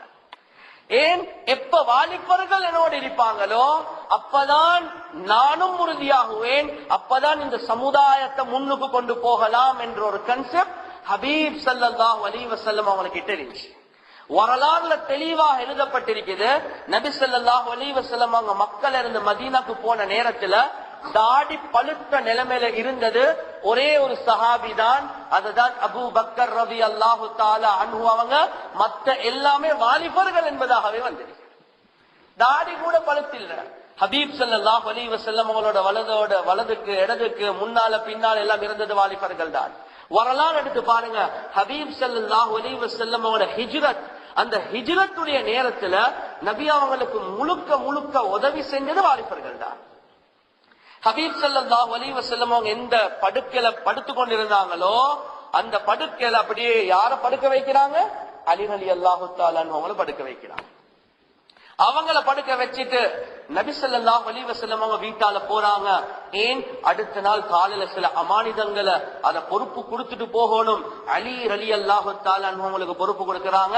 ஒரு வாலிபராக இருந்தார். வாலிபர் பெரியோர்களே சகோதரர்கள், அபூபக்கர் ரலியல்லாஹு தஆலா அன்ஹு அவங்களோட தான் ஹிஜ்ரத் போறாங்க. அந்த ஹிஜ்ரத் போற நேரத்துல 2 ஒட்டகங்களுக்கு மேல பின்னுக்கால ஒரு ஆட்டு மந்தை எடுத்துக்கொண்டு வாராரு ஆமிர் இப்னு ஃபுஹைரா ரலியல்லாஹு தஆலா அன்ஹு அவங்க. ஒரு வாலிபர் ஏன் ஆட்டு மந்தையை கொண்டு போறார்? அந்த 2 ஒட்டகங்களுடைய காலடி அச்சி மத்த மக்களுக்கு விளங்காம இருக்கிறதுக்கு, இல்லாட்டி ஃபாலோ பண்ணி கொண்டு வந்து அப்படியே கொலை செய்வாங்க. சரி, எந்த குகையில நபி ஸல்லல்லாஹு அலைஹி வஸல்லம் அவங்க ஒளிஞ்சு இருந்தாங்களோ அந்த குகைக்கு சாப்பாடு கொண்டு போறதுக்காக வேண்டி வந்தது யாரு? அப்துல்லா இப்னு அபீ பக்கர். வரலாறுல தெளிவாக எழுதப்பட்டிருக்கிறது, பருவ வயதை கூட அடையாமல் இருந்தார். அதாவது 15 வயசுக்கு பார்க்க 13 வயசுக்கு பார்க்க குறைஞ்ச வயசாக இருக்கும். பருவ வயது கூட அடைஞ்சு இல்ல. மக்காவுடைய செய்திகளை கேட்டு அப்படியே போயிட்டு வந்து நபி அவங்களுக்கு சாப்பாட்டையும் கொடுத்துட்டு மக்காவுடைய ஹாலாத் இப்படிதான் இருக்குது யா ரசூலல்லாஹ் என்று சொல்லுவாங்க. அந்த சாப்பாட்டை கட்டி கொடுத்தது யாரு? அஸ்மா பின்த் அபீ பக்கர் ரலியல்லாஹு தஆலா அன்ஹா அவங்க. ஸாத்துன் நிதாக் என்பதாக பெயர் சூட்டப்பட்ட பெண்மணி தன்னுடைய ஒரு முந்தானி போல ஒரு ஆடை எடுத்து 2ஆக கிழிச்சு சாப்பாட்டை சுத்தி அப்படியே கெட்டி கொடுக்கறாங்க. 27 வயது. கண்ணியத்துக்குரிய தாய் சகோதரர்களே, 27 வயது என்று சொன்னா ஒரு வாலிப பெண்மணியா இல்லையா? எனவே ஹபீப் ஸல்லல்லாஹு அலைஹி வஸல்லம் அவங்க முழு ஹிஜ்ரத்துக்கும் உதவி செஞ்சது வாலிபர்கள் தான். நபி ஸல்லல்லாஹு அலைஹி வஸல்லம் அவங்க ஹிஜ்ரத் செஞ்சுட்டு அப்படியே போறாங்க மதீனாக்கு. மதீனாக்கு போனதுக்கு பின்னால வஹி எழுதுறதுக்காக வேண்டி சில சஹாபாக்களை நியமிக்கிறாங்க. அந்த நியமிக்கிற நேரத்துல நியமிச்ச ஒரு சஹாபி தான் ஸைத் பின் சாபித் ரலியல்லாஹு தஆலா அன்ஹு அவங்க. இந்த ஸைத் பின் சாபித் ரலியல்லாஹு தஆலா அன்ஹு அவங்க குர்ஆன் எழுதுறதுக்காக வேண்டி நபி ஸல்லல்லாஹு அலைஹி வஸல்லம் அவங்க நியமிக்கிறாங்க. இந்த நேரத்துல அவருடைய வயது வந்திருக்குது 11 வயது. யோசிச்சு பாருங்க பெரியோர்களே சகோதரர்களே, குர்ஆன் எழுதுறது என்று சொல்றது ஒரு லேசான வேலை அல்ல. ஒரு பொறுப்பான வேலைய ஹபீப் ஸல்லல்லாஹு அலைஹி வஸல்லம் அவங்க பொறுப்பு கொடுக்கறாங்க. இந்த நேரத்துல அந்த பொறுப்புணர்வாக எடுத்து அந்த கெப்பாசிட்டியில அதை செய்யறதுக்கு எவ்வளவு பெரிய ஒரு பக்குவம் வேணும், எவ்வளவு பெரிய ஒரு ரெஸ்பான்சிபிலிட்டி எடுக்கக்கூடிய ஒரு மனிதனா இருக்கணும். இந்த காலத்துல ஒரு பொடியனுக்கு கடைக்கு அனுப்புறதே கஷ்டமா இருக்கு. ஒரு பொறுப்பொண்டு கொடுத்து மகான் இதை செஞ்சுட்டு வான்னு சொன்னா தலைகீழ தான் செஞ்சு கொண்டு வாராம் பொடிய. பெரியோர்களே சகோதரர்களே, 11 வயதுல வஹி எழுதக்கூடிய அந்த பொறுப்பை அந்த ஸைத் பின் சாபித் ரலியல்லாஹு தஆலா அன்ஹு அவங்க சுமந்து கொண்டாங்கன்னா யோசிச்சு பாருங்க எப்படியா அந்த தர்பியத் நபி ஸல்லல்லாஹு அலைஹி வஸல்லம் அவங்க கொடுத்திருப்பாங்க. எப்ப நபி ஸல்லல்லாஹு அலைஹி வஸல்லம் அவங்க வஃபாத் ஆகினாங்களோ அதுக்கு பின்னால் அபூ பக்கர் ரலியல்லாஹு தஆலா அவங்களோட ஹிலாஃபத்துடைய காலம். அந்த ஹிலாஃபத்துடைய காலத்துல யமாமா யுத்தம் நடக்குது. அதிகமான காரிமார்கள் ஷஹீதாக்கப்படுறாங்க. இப்ப என்ன நடக்குது? உமர் ரலியல்லாஹு தஆலா அவங்க சொல்றாங்க, அபூ பக்கர் குர்ஆன் ஒன்று சேர்க்கணும். அவர் ஏலாண்டு சொல்றாங்க. கடைசிக்கு 2 பேரும் ஒன்றுபடுறாங்க. அதுக்கு பிறகு அந்த பொறுப்பை யாருக்கு கொடுக்கறாங்க? ஹபீப் ஸல்லல்லாஹு அலைஹி வஸல்லம் அவங்க ஹிஜ்ரத் வந்தோடனே எந்த சஹாபிய வஹி எழுதுறதுக்கு நியமிச்சாங்களோ அந்த ஸைத் பின் சாபித்துக்கு இப்ப 22 வயசு 23 வயசு. இப்ப கூப்பிட்டு சொல்றாங்க, நீங்க ஒரு வாலிபரா இருக்கிறீங்க, நபியாவோட காலத்துல நீங்க வஹி எழுதி கொண்டிருந்தீங்க, உங்களுக்கு பெரிய ஒரு பொறுப்பு ஒன்று கொடுக்க போறோம். என்ன பொறுப்போ? குர்ஆன் மரமட்டைகள்ல அதே மாதிரி கல்லுவல்ல முள்ளுவல்ல ஒவ்வொரு இடங்கள்ல சதைகள் எழுதப்பட்டிருக்குது. இது அப்படியே ஒன்று சேர்த்து ஒரு கிதாபுடைய வடிவத்துக்கு எடுக்கணும் சொன்னாங்க. அபூபக்கர் ஒரு மலையை தூக்கி ஒரு இடத்துல இருந்து இன்னொரு இடத்துல வைக்க சொல்லுங்க, அதை நான் செய்யறதுக்கு தயார். ஆனா இவ்வளவு பெரிய பொறுப்பொண்ட தாரிகளே சொன்னாங்க, ஒரு வாலிபரா இருக்கிறாய், உனக்கு செய்யலாம் என்பதான். கண்ணியத்துக்குரிய பெரியோர்களே சகோதரர்கள், இப்ப யோசிங்க, ஒரு A level O level ஒரு மாணவனுக்கு இப்படி ஒரு ப்ராஜெக்ட் ஒன்று கொடுத்து இப்படி ஒரு பெரிய ஒரு டாஸ்க் ஒன்று கொடுத்து செய்யுங்க என்று சொன்னா அதை செய்யக்கூடிய ஒரு தாக்கத் ஒரு வாலிபனுக்கு இருக்குதா இல்லையா? கண்ணியத்துக்குரிய பெரியோர்களே சகோதரர்கள், சில நேரங்கள்ல சில விஷயங்கள்ல தைரியம் எடுக்கிறான். எப்படி ஒரு பெண்ணை அப்படியே காதலிச்சு எப்படியோ உம்மா வாப்பா எதிர்ப்பு காட்டினாலும் பரவாயில்ல, அவளை தூக்குறது தான் வேலை. பெரியோர்களே சொல்ல எங்களாலதான் வர தைரியமோ தெரியா, ஷைத்தானியத்துடைய விஷயங்கள்ல தைரியம் இருக்குது. பெரியோர்களே சகோதரர்கள், நான் என்ன சொல்ல வாரேன் என்ற இந்த வாலிபம் இருக்குது. அல்லாஹ் ஒவ்வொரு மனிதனோட ஒரு ஷைத்தானையும் படைச்சிருக்கிறான், ஒரு மலக்கையும் படைச்சிருக்கிறான். அந்த ஷைத்தானும் ஒவ்வொரு வஸ்வசாக்களை போட்டுக்கொண்டு தான் இருக்கும், அந்த மலக்கும் ஒவ்வொரு நல்ல விஷயங்களை போட்டுக்கொண்டு தான் இருக்கும். வாலிபர்களே, அந்த ஷைத்தானுடைய வஸ்வசாக்களுக்கு இடம் கொடுக்க வேண்டாம். அந்த மலாய்க்காமார்கள் செல்லக்கூடிய நல்ல விடயங்களுக்கு நாங்க முதலிடம் கொடுத்தோம் என்றா நிச்சயமாக சத்தியமாக எங்களோட வாழ்க்கை எங்களுக்கு சீராக்கிக் கொள்ளலாம். சஹாபாக்கள் அப்படிதான் இருந்தான், சில விஷயங்களை சாதிச்சாங்க. வாலிபர்களுக்கு தைரியம் இல்லைன்னு நான் சொல்லல, இருக்குதுதான், எதுக்கு பாவிக்கணும் என்றது தெரியாது. எதுக்கு அந்த கரேஜ பாவிக்கணும், எதுக்கு அந்த டேலண்ட பாவிக்கணும், எந்த நேரத்துல பாவிக்கணும்? கண்ணியத்துக்குரிய பெரியோர்களே சகோதரர்களே, சஹாபாக்கள் பாவிச்சு காட்டினாங்களா இல்லையா? குர்ஆனுடைய விஷயத்துல இப்படி ஒரு சஹாபி வந்தாங்க, அப்துல்லா பின் அம்ர் இப்னுல் ஆஸ் ரலியல்லாஹு தஆலா அன்ஹு. அவங்க வந்து அனுமதி கேட்கிறாங்க. நபி ஸல்லல்லாஹு அலைஹி வஸல்லம் தடுத்தாங்க. என்னத்துக்கு? என்னுடைய ஹதீஸ்களை எழுதவே வேண்டாம், குர்ஆனை மாத்திரம் எழுதுங்கோ. ஏன்? சில நேரங்களுக்கு குர்ஆனா ஹதீஸா என்ற உலகளுக்கு மத்தியில பெரிய கருத்து வேறுபாடுகள் வரலாம். அதன் காரணமாக ஆரம்ப காலங்கள்ல நபி ஸல்லல்லாஹு அலைஹி வஸல்லம் அவங்க தடுத்தாங்க.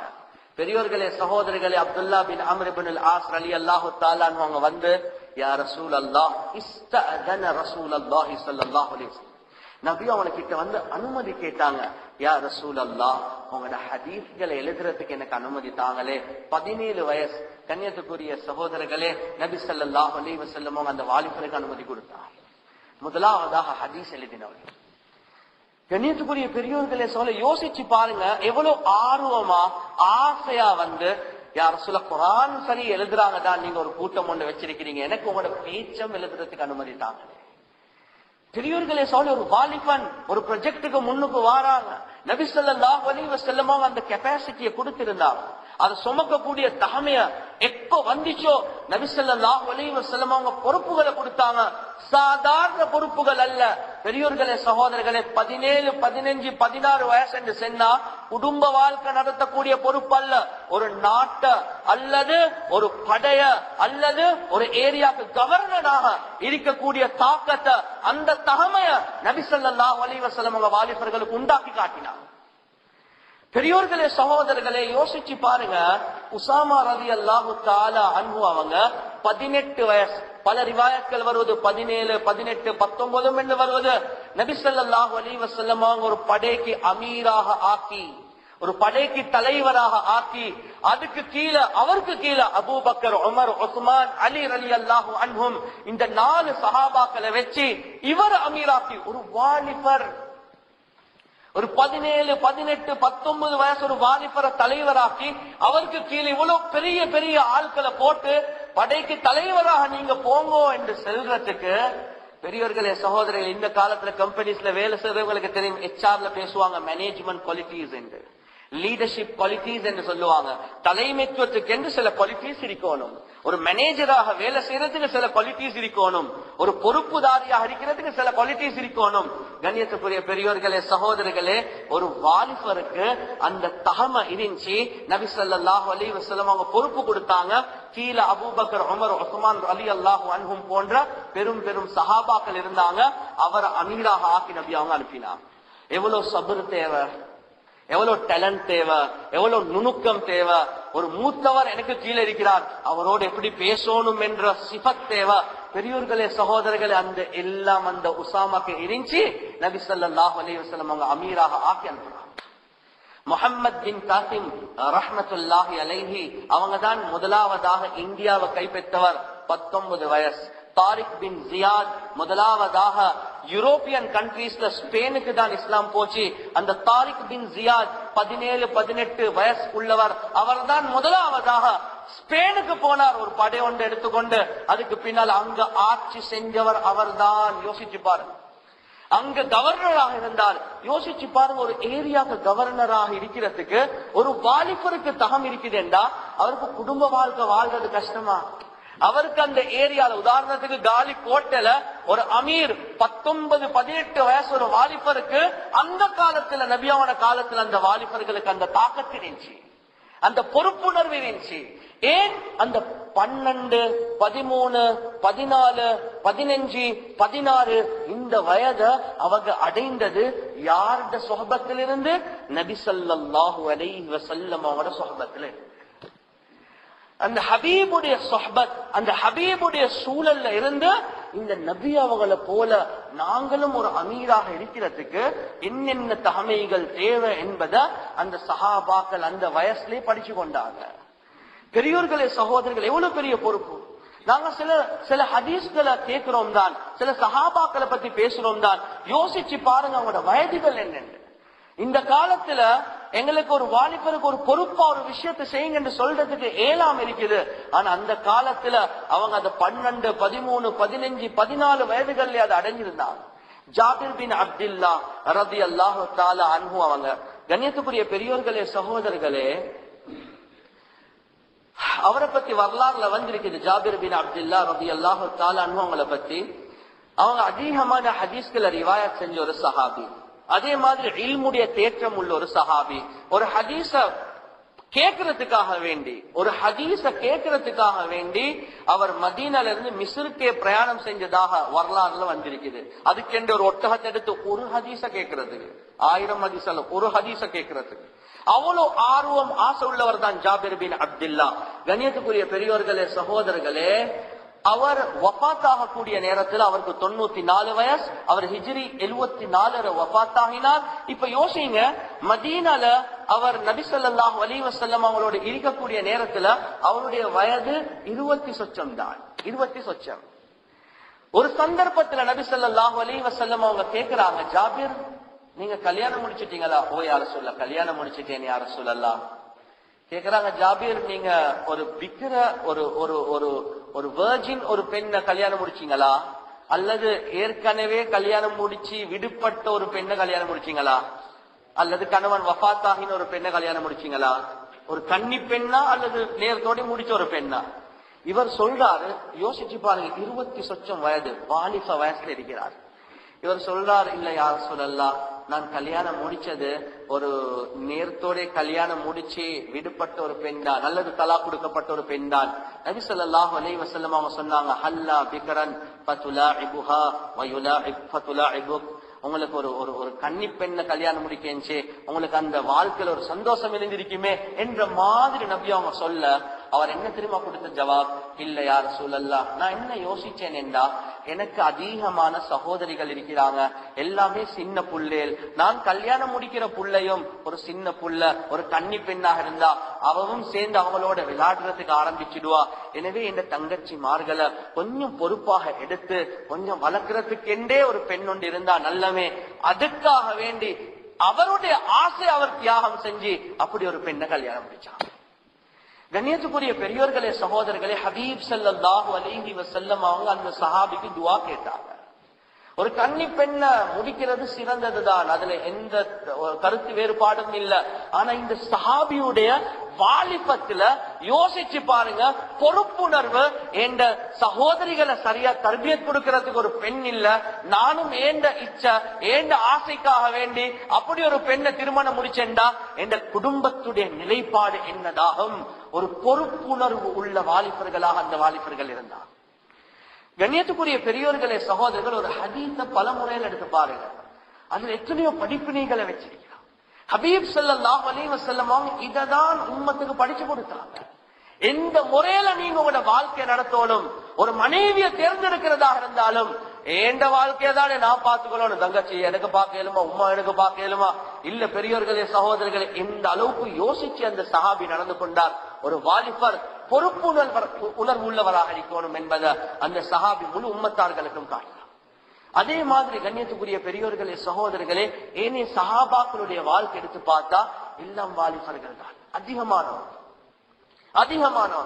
அனஸ் ரலியல்லாஹு தஆலா அன்ஹு அவங்க நபி ஸல்லல்லாஹு அலைஹி வஸல்லம் அவங்க மதீனாக்கு வந்த நேரத்துல அனஸ் ரலியல்லாஹு தஆலா அன்ஹு அவங்களுக்கு அப்படியே அனஸ் ரலியல்லாஹு தஆலா அன்ஹு அவங்கள உம்மு சுலைம் ரலியல்லாஹு தஆலா அன்ஹா அவங்க அப்படியே வந்து பொறுப்பு கொடுக்கறாங்க. எத்தனை வயசு? 10 வயசு.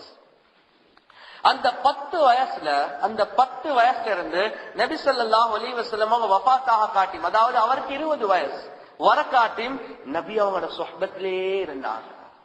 அவர் வாலிபத்தை அடைஞ்சதே நபி ஸல்லல்லாஹு அலைஹி வஸல்லம் அவரோட சுஹ்பத்ல, அந்த சூழல்ல. இப்னு மஸ்ஊத் ரலியல்லாஹு தஆலா அன்ஹு அவங்க சாஹிபுல் விசாதா, நபி அவங்களோட தலவாணியை தூக்கி கொண்டு போறவர். சாஹிபுல்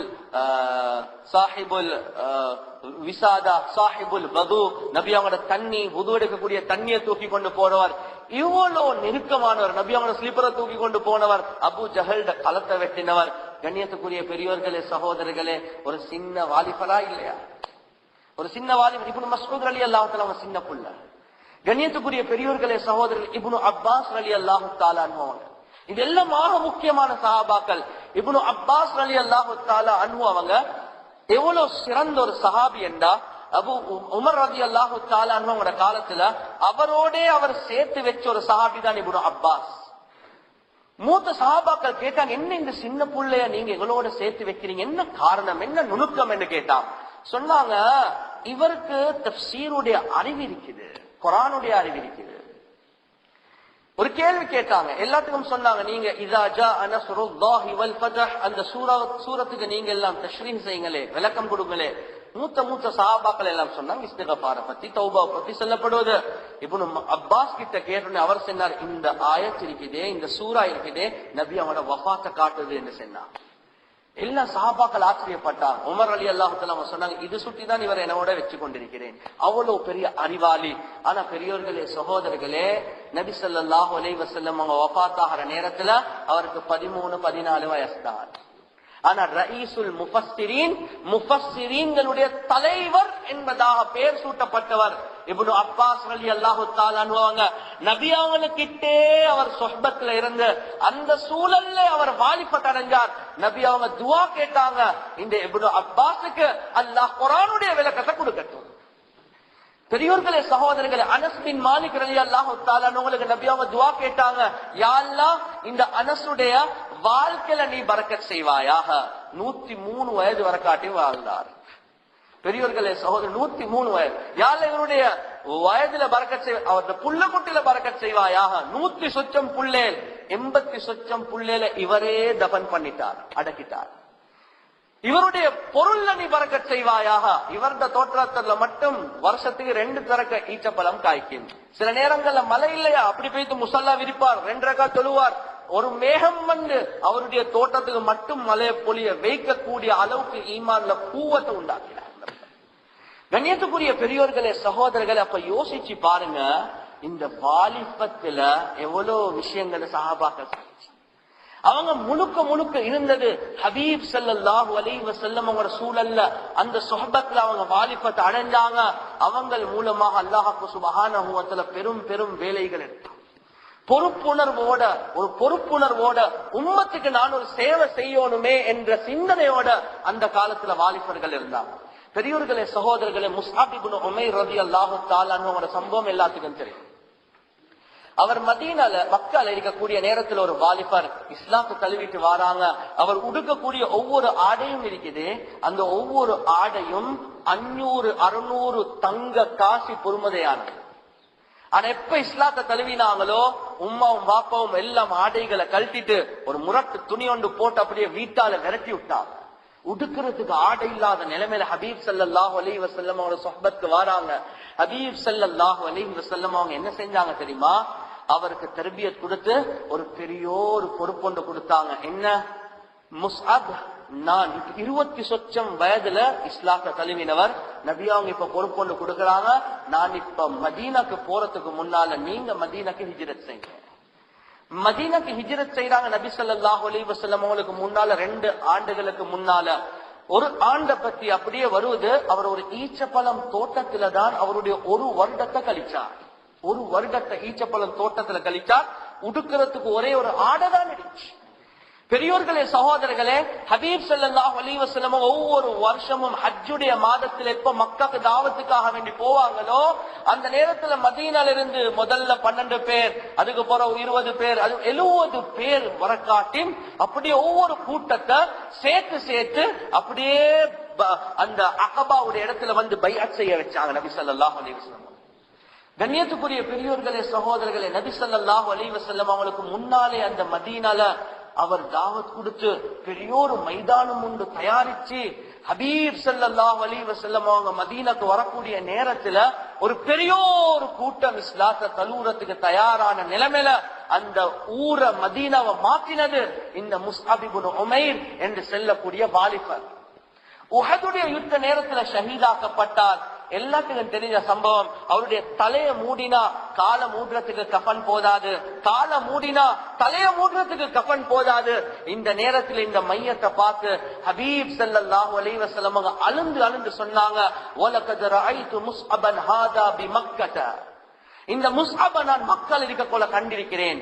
வமா பிமக்கத, ஃபதன் அன்அமு இன்த அபவைஹி மின்ஹு, இவரை விட தன்னுடைய தாய் தந்தர்களிடத்திலே ஒரு சுகண்டியான வாழ்க்கைய வாழ்ந்த எந்த ஒரு வாலிபத்தையும் நான் காணல, வாலிபரையும் நான் காணல.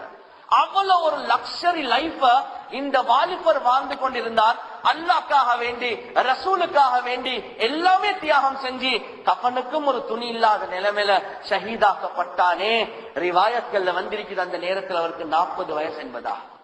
வாலிபத்துல இஸ்லாத்தை தழுவி 30 சொச்சம் வயதுகள்ல அப்படியே மதீனாவை ஹயாத்தாக்கி நபி அவங்களோட வருகைய அப்படியே முபாரக்கான ஒரு வருகையாக ஆக்கி அந்த மதீனால எத்தனை பேர் இஸ்லாத்தை தழுவிருப்பாங்களோ அதுக்கு பின்னால அந்த முழு கூலியும் அந்த வாலிபருக்கு கிடைக்குமா இல்லையா யோசிச்சு பாருங்க. கண்ணியத்துக்குரிய பெரியோர்களே, சகோதரர்களே, வரலாறு எடுத்து பாருங்க. ஒரு சந்தர்ப்பத்துல அந்த பைஅத்துல் அகபாக்கு நபி அவங்க வரக்கூடிய நேரத்துல, ஒரு பைஅத்துல் அகபாவுடைய நேரத்துல தான், அகபத்து சானியா அல்லது அகபத்துல் ஊலால தான் அவர் யார கொண்டு வாரார்? முஆத் இப்னு ஜபல கொண்டு வாரார். முஆத் இப்னு ஜபல் எவ்வளவு ஒரு முக்கியமான ஒரு சஹாபி. வரலாறுல வந்திருக்குது, இந்த 18 வயது முஆத் இப்னு ஜபல், முஆத் இப்னு ஜபல் 18 வயது உள்ள அந்த வாலிபரை முஸ்அப் இப்னு உமைர் தான் கொண்டு வந்து இஸ்லாத்தை தழுவ வைக்கிறார். பெரியோர்களே, சகோதரர்களே, நபி ஸல்லல்லாஹு அலைஹி வஸல்லம் அவங்க எவ்வளவு நெருக்கமா இருந்தாங்க முஆத் இப்னு ஜபலோடு. ஹதீஸ்ல வந்திருக்கிறது, உலமாக்கள் நீங்க படிச்சிருப்பீங்க. ஒரு நாள் நபி ஸல்லல்லாஹு அலைஹி வஸல்லம் அவங்களோட பின்னுக்கு உட்கார்ந்து கொண்டு சொல்றாங்க, எனக்கும் நபி ஸல்லல்லாஹு அலைஹி வஸல்லம் அவங்களுக்கு மத்தியில அந்த முஅஹிரத்துர் ரஹல், அந்த எனக்கும் நபி அவங்களுக்கு மத்தியில அந்த சீட்ல ஒரு அந்த உயர்ந்த பாட்டு இருக்குது, அது மட்டும் தான் தடையாக இருந்துச்சு. அவ்வளோ நெருக்கமாக நான் நபி அவங்களுக்கு பின்னால உட்கார்ந்து கொண்டிருந்தேன். சொன்னாங்க, யா முஆத் லப்பைக் யா ரசூலல்லாஹ், யா முஆத் லப்பைக் யா ரசூலல்லாஹ், யா முஆத் லப்பைக் யா ரசூலல்லாஹ். நபி ஸல்லல்லாஹு அலைஹி வஸல்லம் எனக்கு ஒரு ஹதீஸ் ஒன்று சொல்றதுக்கு முன்னால அந்த சீட்ல நான் நபி அவங்களோட ஒட்டி உட்கார்ந்து கொண்டிருந்தேன். எத்தனை வயசு? 18, 19, 20 வயசு. பெரியோர்களே, சகோதரே, நபி அவங்க முஆத் நான் பின்னுக்கு இருந்து இருக்கிறேன் யா ரசூலல்லாஹ், லப்பைக் சொல்லுங்க யா ரசூல், என்ன செய்யணும்? பெரியோர்களே, சொல்ல எவ்வளவு நெருக்கம் அந்த ஹபீபோட இருந்துச்சு, எவ்வளவு நெருக்கம். ஒரு சந்தர்ப்பத்துல நபி அவங்க கேக்குறாங்க, முஆத் எங்கப்பா? சொன்னாங்க, யார சொல்ல, முஆத் பிசினஸ் செஞ்சு பங்களோ தாகிட்டார், ஊட்டால வெளியே இறங்க இல்லாத நிலைமையில இருக்கிறார். நபி அவங்க உடனடியாக போனாங்க, போயிட்டு கேட்டாங்க, முஆத் என்ன ஹாலாத்? யார சொல்ல, இவ்வளவுதான் சொத்து இருக்குது, கடன் அதுக்கு பார்க்க கூட இருக்குது, எல்லாம் கடன்காரனை கூட்டு நபி அவங்க அப்படியே அந்த சொத்தை பிரிச்சு கொடுத்துட்டு சொன்னாங்க, உங்களுக்கு எதெல்லாம் கிடைச்சிட்டோ அவ்வளவுதான், மற்றதெல்லாம் ஹலால் ஆக்குங்க என்று சொன்னாங்க.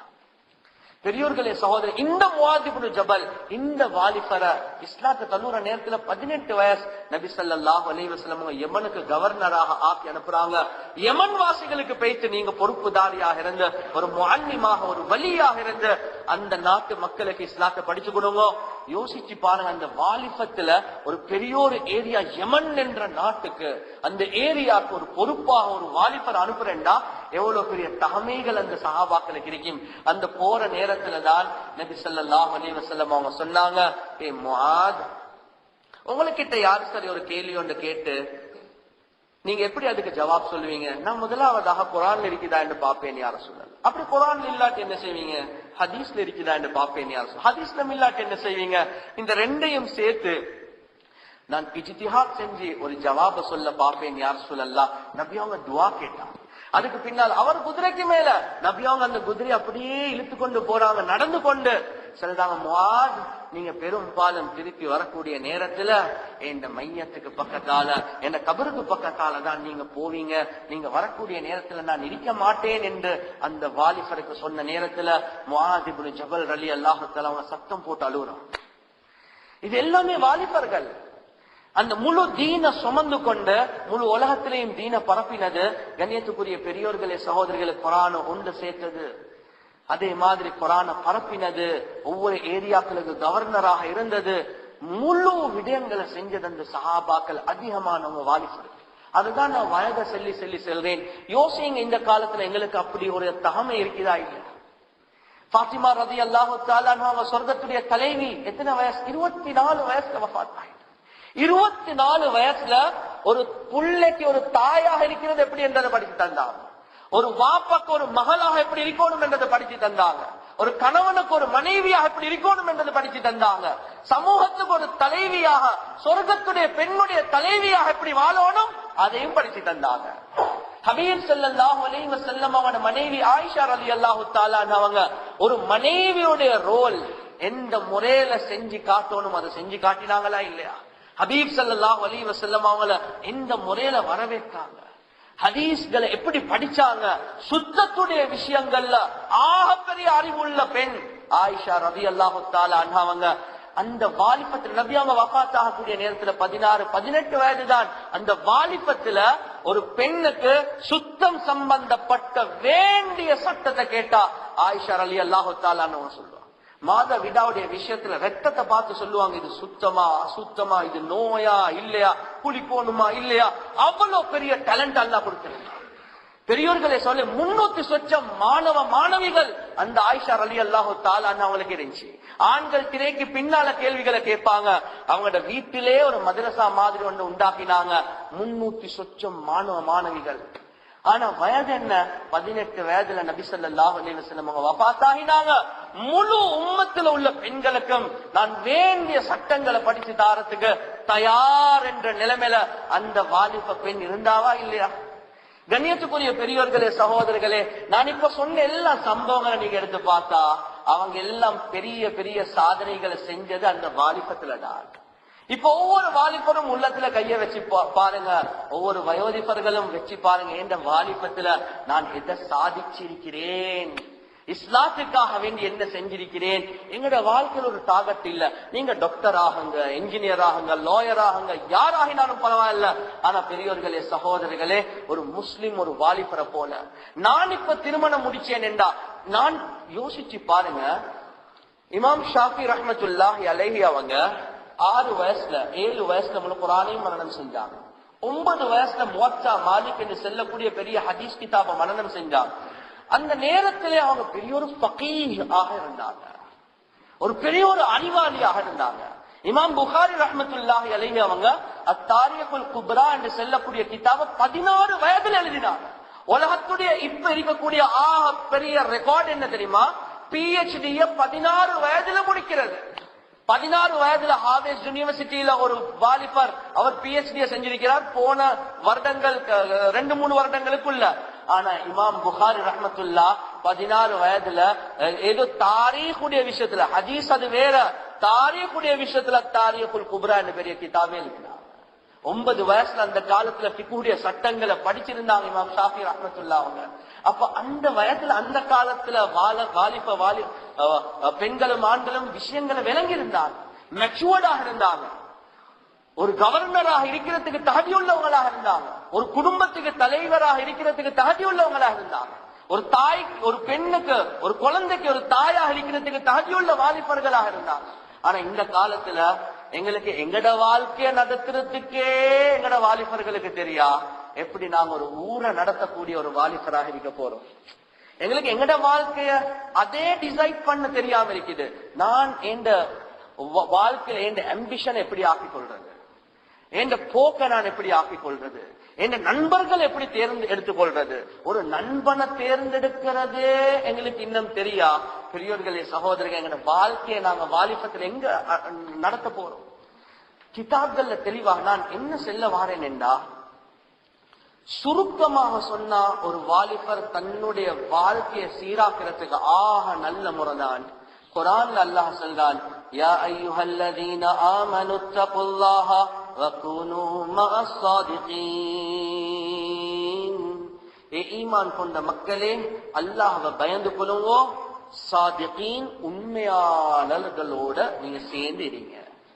தஃப்சீர் மத்ஹரி என்று நினைக்கிறேன், தஃப்சீர் மல்ஹரி என்று நினைக்கிறேன். உலமாக்கள் பாருங்க, எவ்வளவு காலம் இருக்க, சரி நல்லடியார்களோட சேர்ந்து எவ்வளவு காலம் இருக்க, ஹத்தா தகூன மிஸ்லஹும், நீங்க அவர்களை போல ஆகும் வரை அவர்களோட சேர்ந்துறீங்க. அந்த சஹாபாக்கள் அவங்களுக்கு கிடைச்ச சொஹ்பத் இருக்குது. யாருடைய சொஹ்பத் தெரியுமா? நபிமார்களுடைய சொஹ்பத். நபி ஸல்லல்லாஹு அலைஹி வஸல்லம் அவர்கள் அந்த சொஹ்பத்ல இருந்து கொண்டே வாலிபத் அடைஞ்சாங்க. ஹத்தா தகூன மிஸ்லஹும் என்ற அந்த தஃப்சீர்ல சொல்றாங்களே, நீங்களும் அவரை போல ஆகும் வரை அந்த சொஹ்பத்திலே இருங்க. இந்த காலத்துல வாலிபர்களுக்கு ஆக தேவையான ஒரு விஷயம்தான் நல்லடியார்களுடைய சொஹ்பத்.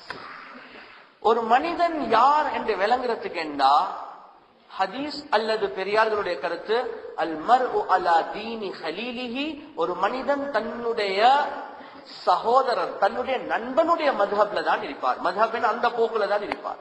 இந்த வாலிபர் நல்லவர் என்று சொல்றதுக்கு நீங்க என்ன செய்யணும் தெரியுமா? அவருடைய கூட்டாளிமார்கள் யாருன்னு பாருங்க. அவருடைய கூட்டாளிமார்கள் எல்லாமே மோசமானவங்களா? அப்ப அவருக்கும் அதே நம்பர் தான். கண்ணியத்துக்குரிய பெரியோர்களே, சகோதரிகளே, ஆக முக்கியம்தான் சொஹ்பத். ஒரு வாலிபர் தன்னை சீராக்கிறதுக்கு இந்த காலத்துல ஆக முக்கியம்தான் சூழல். நல்லடியார்களோட நாம எங்களையே சேர்த்துக் கொள்றது. எப்ப அந்த மக்களோட, அது வயசு பெரியவங்களாக இருந்தாலும் சரி, எந்த நல்ல சூழலோ, மஸ்ஜிதுடைய சூழலோ, தீனுடைய சூழலோ, எப்ப நாங்க அந்த ட்ரக்ல எங்களைய போட்டுக் கொள்வோமோ, நிச்சயமாக சத்தியமாக செல்றேன், நாங்க எங்களைய சீராக்கிக் கொள்வோம். அதுதான் இமாம் கஸ்ஸாலி ரஹ்மத்துல்லாஹி அலைஹி அவங்க எழுதுறாங்க, ஒரு மனிதன் ஒருத்தரை நண்பனாக ஆக்கிக் கொள்வதாக இருந்தா 5 விஷயங்கள் இருக்குதான்னு பார்க்கணும். எங்களுக்கு கூட்டாளி பிடிக்கிறது எப்படி? அவர் ஜாய் பசங்க அடிக்கிறாரு, அவருடைய குரல் ஜாயா அடிக்குது, இல்லைங்க சார், நல்ல வாக்கா அடிக்கிறாரு, நல்ல வசதி உள்ளவரா இருக்கிறாரு, இதை பார்த்து அவரை மதம் ஆக்கிக் கொள்வது, கூட்டாளி ஆக்கிக் கொள்வது. இமாம் கஸ்ஸாலி ரஹ்மத்துல்லாஹி அலைஹி சொன்னாங்க, இல்ல இல்ல இல்ல, அப்படி இல்ல. நீங்க 5 விஷயங்கள் உள்ள 5ம் ஒரே ஆள் கிட்ட இருக்கிறது என்றா அது ஒரு கனிமத்தாக நினைச்சு அவரை கூட்டாளி ஆக்கிக் கொள்ளுங்க. என்ன முதலாவது விஷயம்? தீன்தாரியா என்று பாருங்க. தீன்தாரியா என்று பாருங்க. அவருக்கு தீன், தொழுக, அமல், இபாதத், ஜிகர், அவருடைய எல்லா அமல்கள் மாஷா அல்லாஹ் தீனோடு இருக்கிறார். சுன்னத்தான ஜுப்பாவோட, தொப்பியோட, தாடியோட, அந்த ஜீனத்தோடு இருக்கிறார். தீன் உள்ளவரா என்று பாருங்க. 2வது இமாம் கஸ்ஸாலி ரஹ்மத்துல்லாஹி அவங்க சொல்றாங்க, அஹ்லாக் உள்ளவரா என்று பாருங்க. தீன் ஒரு பங்கு தான் அஹ்லாக், ஆனாலும் நண்பனை தேர்ந்தெடுக்கிற விஷயத்துல ஆக முக்கியம் தான் அஹ்லாக் உள்ளவர். அவருடைய பேச்சையும் நல்ல மிருதுவாக பேசுவார், ஊத்த பேச்சு பேச மாட்டார், ரொம்ப கண்ணியமா பேசுவார். எங்கட நண்பனை தேர்ந்தெடுக்கிற விஷயத்துல பெரியவர்களே, சகோதரர்களே, வாலிபர்களே, குறிப்பாக எங்கட கூட்டாளி இந்த 5 சிபத் உள்ளவரா என்றும் பாருங்க. 2வது, யாரு சரி என்னைய கூட்டாளி ஆக்கிக் கொள்றதுக்கு எனக்கு இந்த 5 சிபத் இருக்குதா என்றும் பாக்கணும். அது இல்லாட்டி என்னைய கூட்டாளி ஆக்குறதுக்கே நான் தகுதி இல்லை. 2வது அகலாக் உள்ளவர்.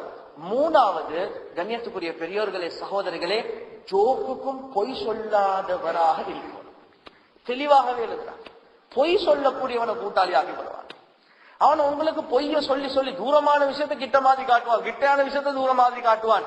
எனவே இந்த பொய்க்காரன் இருக்கிறானே, பொய் சொல்ற பழக்கம் உள்ளவனை உங்களோட கூட்டாளி ஆக்கி கொள்வான். இதெல்லாம் பொதுவா வாலிபர்கள் கிட்ட இருக்கிறது.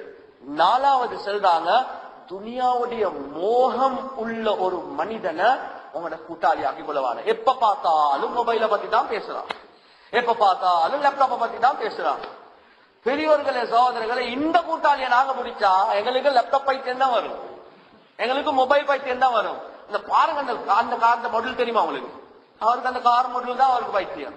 பெரியோர்களே, சகோதரர்களே, இமாம் கஸ்ஸாலி சொல்றார், துனியாவுடைய பேராசை, அவனோட நீங்க உட்கார்ந்தா துனியாவை தான் பேசுவான், எனவே அவனை கூட்டாளி ஆக்கி கொள்வான். 5வது சொல்றாரு, பாவத்துடைய பழக்கம் உள்ள ஒரு மனிதனை நீங்க கூட்டாளி ஆக்கி கொள்வான். சிகரெட் குடிக்கிற பழக்கம் இருக்குது, நீங்க முதலாவது நாள் சொல்லுவீங்க இந்த சிகரெட் குடிக்க வேணாமா என்று சொன்ன அவர் நிக்க போறது இல்ல, அவர் குடிப்பார். நாளைக்கும் சொல்லுவீங்க, நாளண்டைக்கு உங்களோட முன்ன காலம் குடிச்சு கொண்டிருப்பார். போக போக போக அந்த பாவத்துடைய பாரம் உங்களோட உள்ளத்தால கலந்து பேசிடும். சிகரெட் குடிக்கிறது பாவமா என்று கேட்க, நீங்க குடிக்க மாட்டீங்க, ஆனா அந்த பாவத்துடைய பாரம் உங்களோட உள்ளத்தால போனது இருக்குது, அதுவும் பெரிய ஒரு நஷ்டம் தான். நீங்க இருக்கக்குள்ளே ஒரு பெண்ணுக்கு ஒரு கண்ணொண்டு அடிப்பார், நீங்க சொல்ல அடி ஹராம் தான் என்று சொல்லுவீங்க முதலாவது நாள், 2வது நாளும் செய்வார், 3வது நாள் நீங்க சும்மரிப்பீங்க, 4வது நாள் அது பாவமா, அந்த பாவத்துடைய பாரம் உங்களோட உள்ளத்தால இல்லாம பேச்சு. பெரியோர்களே, சகோதரர்கள், இதுதான் இந்த காலத்துல நடக்குது. அவர் ஒரு மோசமான பேச்ச பேசணும்னு இவர் ஃபர்ஸ்டுக்கே சொல்லுவார், அடே அப்படி பேசாதடா, இவர் பெரிய அவுலியா குஞ்சி என்று செல்ல 2 நாள் 3 நாள் இவரும் பாப்பாரா, சரி அவரும் பேச அந்த பாவத்துடைய பாரம் உள்ளத்தால் இறங்கும். இமாம் கஸ்ஸாலி தெளிவாகவே எழுதுகிறார், இப்படியா கொண்டு ஒரு மனிதன் ஜாமியா மஸ்ஜித்ல, அதே மாதிரி எழுதார், ஒரு மദ്രസാல கிடைச்சிட்டா நீங்க அவரை கனிமத்தாக எடுத்துக்கொள்ளுங்க. அந்த 5 குவாலிட்டி உள்ள ஒரு மனிதன் இந்த காலத்துல, அவர் செல்றார் அந்த காலத்துல என்று அவர் இந்த காலத்துல என்று சொல்றார். அப்ப இந்த காலத்துல எப்படி இருக்கும்? அவர் அந்த காலத்திலே சொல்றாரு, ஏண்ட காலத்துல தேடுறது ரொம்ப கஷ்டம், அப்படி ஒன்றை கிடைச்சா நீங்க கூட்டாளியாக. பெரியோர்களே சகோதரர், இப்ப யோசிங்க, எனக்கிட்ட இந்த அஞ்சு இருக்குதா? யாரு சார் என்னைய கூட்டாளி பிடிக்கிறதுக்கு? அல்லது ஏண்ட கூட்டாளிமார்களோட லிஸ்ட பாருங்க, அந்த கூட்டாளிமார்கள் இந்த லிஸ்டுக்குள்ள இருக்குதா? பெரியோர்களே சகோதரர்களே, நாங்க பழகி அப்படி அப்படி திருப்பி எடுப்போம் இல்ல. பெரியோர்களே சகோதரர்களே, சொஹ்பத் ஆக முக்கியம். வாலிபர்கள் வழிகேட்டுல போறதுக்கு ஒரு முக்கியமான காரணம் இந்த சொஹ்பத் இல்லாதது. சஹாபாக்கள் திரும்பின காரணம் அந்த சொஹ்பத்தின் காரணமாகத்தான். ஆக முக்கியம் அதுதான். பெரியோர்களே சகோதரர்களே, வாலிபத்துல செய்யக்கூடிய அமல்களுக்கு எவ்வளவு பெரிய கூலி ஹதீஸ்ல தெளிவாக வந்திருக்கிறதா இல்லையா? வாலிபத்துல செய்யக்கூடிய அமல்களுக்கு 2 மடங்கு அல்லாஹ் கூலிகளை தாரான். வயோதிபத்தை அடைஞ்சி அவர்களுடைய நன்மைகள் குறைஞ்சாலும் அந்த வாலிபத்துல செஞ்ச அமல்களுடைய கூலி அவருக்கு வயோதிபத்திலும் கிடைச்சு கொண்டே இருக்கு. வாலிபத்துல செய்யக்கூடிய தியாகத்தை அல்லாஹ் விரும்புறான். எந்த அளவுக்கு என்ற குர்ஆன்ல சூரத்துல் கஹஃப்ல வாலிபத்தை பத்தி அல்லாஹ் பேசுறானா இல்லையா? எவ்வளவு அழகா சொல்றான். நஹ்னு நகுஸ்ஸு அலைக நபஅஹும் பில் ஹக்க இன்னஹும் ஃபித்யத்துன் ஆமனூ பிரப்பிஹிம் வஸித்னாஹும் ஹுதா. அல்லாஹ் சொல்றான், நஹ்னு நகுஸ்ஸு அலைக நபஅஹும் பில் ஹக்க, நான் உண்மையான சில சம்பவங்கள் உங்களுக்கு சொல்றோம். இன்னஹும் ஃபித்யத்துன், சில வாலிபர்கள் அவங்க ஈமான் கொண்டிருந்தாங்க, அவங்களோட நேரான பாதையை நாங்க இன்னும் அதிகமாக்கினோம் என்பதாக அல்லாஹ்.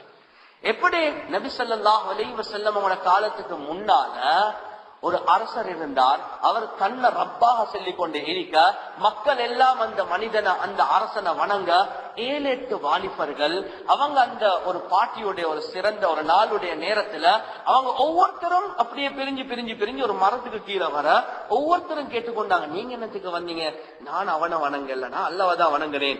ஒவ்வொருத்தரும் பார்த்தா அந்த 7-8 பேர் அந்த நியத்திலே தான் வந்திருக்கிறாங்க. குர்ஆன்ல அல்லாஹ் தெளிவாக சொல்றான், ஃபித்யத்துன், வாலிபர்கள் என்பதாக. அந்த வாலிபர்கள் இந்த அளவுக்கு ஈமான்ல குவத்துல உள்ளவங்க என்றா வரபத்னா, அல்லாஹ் சொல்றான் வரபத்னா, அவங்களோட உள்ளங்களை நாங்க உறுதியாக்கினோம். ரப்புனா ரப்புஸ் ஸமாவாதி வல் அர்த லன் நதுஅ மின் தூனிஹி இலாஹா. அந்த அரச மாளிகையில ஹதீஸ்ல தெளிவாக வந்திருக்கிறதா இல்லையா? அஃதலுல் ஜிஹாத், ஆக சிறந்த ஜிஹாத் என்ன தெரியுமா? கலிமத்து ஹக்கின் இந்த சுல்தானின் ஜாயிர், ஒரு கொடிய அரசனுக்கு முன்னால கலிமாவை ஹக்க சொல்றது இருக்குது. இதுதான் ஆக பெரிய ஜிஹாத் என்பதாக ஹதீஸ்ல வந்திருக்குது. இந்த வாலிபர்கள் நான் ரப்பு என்று சொல்லக்கூடிய அந்த அரசனுக்கு முன்னால நாங்க ஒனே ரப்பாக இருக்கல்ல, ரப்புனா ரப்புஸ் ஸமாவாதி வல் அர்த, அந்த வானம் பூமியை படைத்தவன் தான் எங்களுடைய ரப் என்பதாக அந்த அரச மாளிகையில பேசினத அல்லாஹ் குர்ஆன்ல சொல்றானா இல்லையா? அல்லாஹ் அது புடிபட்டுட்டு. கண்ணியத்துக்குரிய பெரியோர்களே சகோதரர்களே, நாங்க செல்லல இப்ப அரச மாளிகைகள்ல போயிட்டு நீங்க கலிமா சொல்லுங்க, நீங்க கலிமா இஸ்லாத்தை சொல்லுங்கன்னு செல்லல. பெரியோர்களே சொல்ல, நாங்க உங்களுக்கு கேட்டுக்கொள்றது என்னண்டா, சில வாலிபர்கள் உங்களைய பாவத்துக்கு கூப்பிடுவாங்க. இல்ல இல்ல, நான் அல்லாஹ்வை பயப்படுறேன், அவன் பார்த்து கொண்டிருக்கிறான் என்ற தாவத்தை கொடுங்க என்னதான். நீங்க அரச மாளிகைக்கு போக வேண்டிய தேவையில்ல. உங்களுக்குள்ளே யாரெல்லாம் உங்களை வழிகேட்டுக்கு கூப்பிடுறாங்களோ, இல்ல இல்ல நான் பாவத்தை செய்யறதுக்கு தயார் இல்ல, அல்லாஹ் எப்படி அந்த வாலிபர்களை பாதுகாத்தான் என்றா, வல்லாஹி சொல்றேன், இந்த காலத்துல வாலிபர்களும் நான் அல்லாஹ்வை பயப்படுறேன். இந்த ஃபித்னாவுடைய ஜமான்ல எனக்கு யஹூதியத் தேவையில்ல, எனக்கு நஸ்ரானியத் தேவையில்ல, எனக்கு ஹபீபுடைய சுன்னத் தான் தேவை, நான் இதை தான் ஃபாலோ பண்ணுவேன் என்பதை நீங்க உறுதியாக உள்ளத்தில் எடுத்தா, அந்த கஹப் வாசிகள் குகைவாசிகள் அல்ல எப்படி பாதுகாத்தானோ நிச்சயமாக அல்லாஹ் அதே மாதிரி பாதுகாக்கிறதுக்கு தயாராக இருக்கிறார். அல்லாஹ் குர்ஆன்ல சொல்றானா இல்லையா? அந்த அரசன் கொலை செய்யறதுக்கு முயற்சி செய்யறான். இவங்க அப்படியே ஒரு குகைக்குள்ள போறாங்க. அந்த வாலிபர்களுக்கு பின்னால வந்த நாய பத்தி கூட அல்லாஹ் குர்ஆன்ல சொல்றான். ஏன்? அந்த வாலிபர்களுக்கு பின்னால போன நாய், அந்த நாய்க்கும் அல்லாஹ் கியாமத்துடைய நாள் ஒரு மனிதனுடைய தோற்றத்தை கொடுத்து சொர்க்கத்துக்கு போடுறதாக பல ரிவாயத்கள் வந்திருக்குது. அந்த வாலிபர்கள் குகையில் இருக்கக்கூடிய நேரத்துல அல்லாஹ் ஒரு தூக்கத்தை உண்டாக்குறான். குர்ஆன்ல அல்லாஹ் என்ன சொல்றான்? وَتَرَى الشَّمْسَ إِذَا طَلَعَتْ تَزَاوَرُ عَنْ كَهْفِهِمْ ذَاتَ الْيَمِينِ وَإِذَا غَرَبَتْ تَقْرِضُهُمْ ذَاتَ الشِّمَالِ. ஒரு தாய் ஒரு குழந்தைய தொட்டில்ல வச்சு ரூம்குள்ள வைக்கிற நேரத்துல வெயில் படுற இடத்துல வைக்க மாட்டான். வெயில் இங்கால படுதா கொஞ்சம் அங்கலாக்கி வைப்பாங்க, அங்கால படுதா கொஞ்சம் இங்கலாக்கி வைப்பாங்க, நடுவுல வைப்பாங்க, ரெண்டு பக்கத்தாலும் வெயில் படாம. சரி அப்படிதான் படுவதா என்ன செய்வாங்க, கர்டன் அப்படியே மூடிடுவாங்க, கொஞ்சம் இருட்டாக்குவாங்க, வெயில் படாம புள்ளைய பாதுகாக்கிறத போல அந்த குகை வாசிகள் அந்த வாலிபர்கள் தூங்கி கொண்டிருக்கக்கூடிய நேரத்துல அல்லாஹ் சுப்ஹானஹு வ தஆலா சொல்றான், அந்த சூரியன் உதயக்கூடிய நேரத்துல சூரியன் மறையக்கூடிய நேரத்துல வெயில் படாத அமைப்புல நடுவுல அந்த வாலிபர்களை குகையில தூங்க வச்சு நாங்க பாதுகாத்தோம் என்பதாக அல்லாஹ் சொல்றான். அதை மட்டுமா, படுத்துக்கொண்டே இருந்தா அந்த பூமி அப்படியே தின்றிடும். அல்லாஹ் சொல்றான், வலதுக்கு இடத்துக்கு திருப்பி திருப்பி அவங்கள நாங்க அப்படியே உருட்டி உருட்டி நாங்க அப்படியே தாளாற்றத போல நாங்க பாதுகாத்தோம். எத்தனை வருடங்கள்? 1 வருடம், 2 வருடம், 10 வருடம், 100 வருடம், 200 வருடம், 300 வருடம். கிரிகோரியன் கேலண்டர் பிரகாரம் 300 வருடம், லூனா புற கேலண்டர் பிரகாரம் 309 வருடங்கள் அல்லாஹ் அந்த வாலிபர்களை குகையில பாதுகாத்து காட்டினார். எலும்புற நேரத்திலும் வாலிபர்களாகவே தான் எழுப்பினாங்க. எத்தனை வருஷத்துக்கு போறோம்? 309 வருடங்களுக்கு போறோம். அந்த வாலிபர்கள் அல்லாஹ் பாதுகாத்து கியாமத் வர காட்டும் வாலிபர்களுக்கு அல்லாஹ் சொல்றான், நீங்க தீனின் பிரகாரம் வாழ்றதுக்கு தயாரெண்டா நாங்க இந்த குகைவாசிகளை பாதுகாத்ததை போல உங்களைய பாதுகாப்போம் வாலிபர்களே என்பதாக அல்லாஹ் சொல்றான். கண்ணியத்துக்குரிய பெரியோர்களே, சகோதரர்களே, ரப்புல் ஆலமீன் தயாராக இருக்கிறான் வாலிபர்களுடைய தியாகத்தை பார்க்கிறது. ஏன் வாலிபம் தான் சமுதாயம். அந்த சஹாபாக்கள் அதிகமானவங்க வாலிபர்கள். பின்காலத்துல தான் பழைய பழைய வயசாளிகள் வந்தாங்க. அந்த தீன ஹயாத்தாக்குறதுக்கு முன்முறமாக வேலை செஞ்சது அந்த வாலிபர்கள். ஆனா இப்ப முஸ்லிம் சமுதாயத்துல வாலிபர்களுடைய பெர்சன்டேஜ், இபாதத்துடைய அமலோடு இருக்கக்கூடிய பெர்சன்டேஜ் அது குறைவாக இருந்தா எங்களோட வருங்கால உம்மத் எங்களுக்கு ஒரு சிறந்த உம்மத்தாக எதிர்பார்க்கிறது கஷ்டம். எனவே ஒவ்வொரு வாலிபரும் யோசிக்கணும். அப்படி முஸ்அப் இப்னு உமைர் ரலியல்லாஹு தஆலா அன்ஹு எவ்வளவு பெரிய ஒரு ப்ராஜெக்ட் ஒன்று செஞ்சாங்க. இப்னு மஸ்ஊத் ரலியல்லாஹு தஆலா அன்ஹு குர்ஆனுடைய விஷயத்துல பிரபல்யம் அடைஞ்சிருந்தாங்க. முஆத் இப்னு ஜபல் ரலியல்லாஹு தஆலா அந்த யமனுக்கு ஒரு கவர்னராக இருந்தாங்க. இப்னு அப்பாஸ் ரலியல்லாஹு தஆலா தஃப்சீருடைய விஷயத்துல ஒரு திறமசாலியாக இருந்தாங்க. ஸைத் இப்னு சாபித் ரலியல்லாஹு தஆலா அந்த வாலிபத்துல குர்ஆன் ஒன்று சேர்த்தாங்க.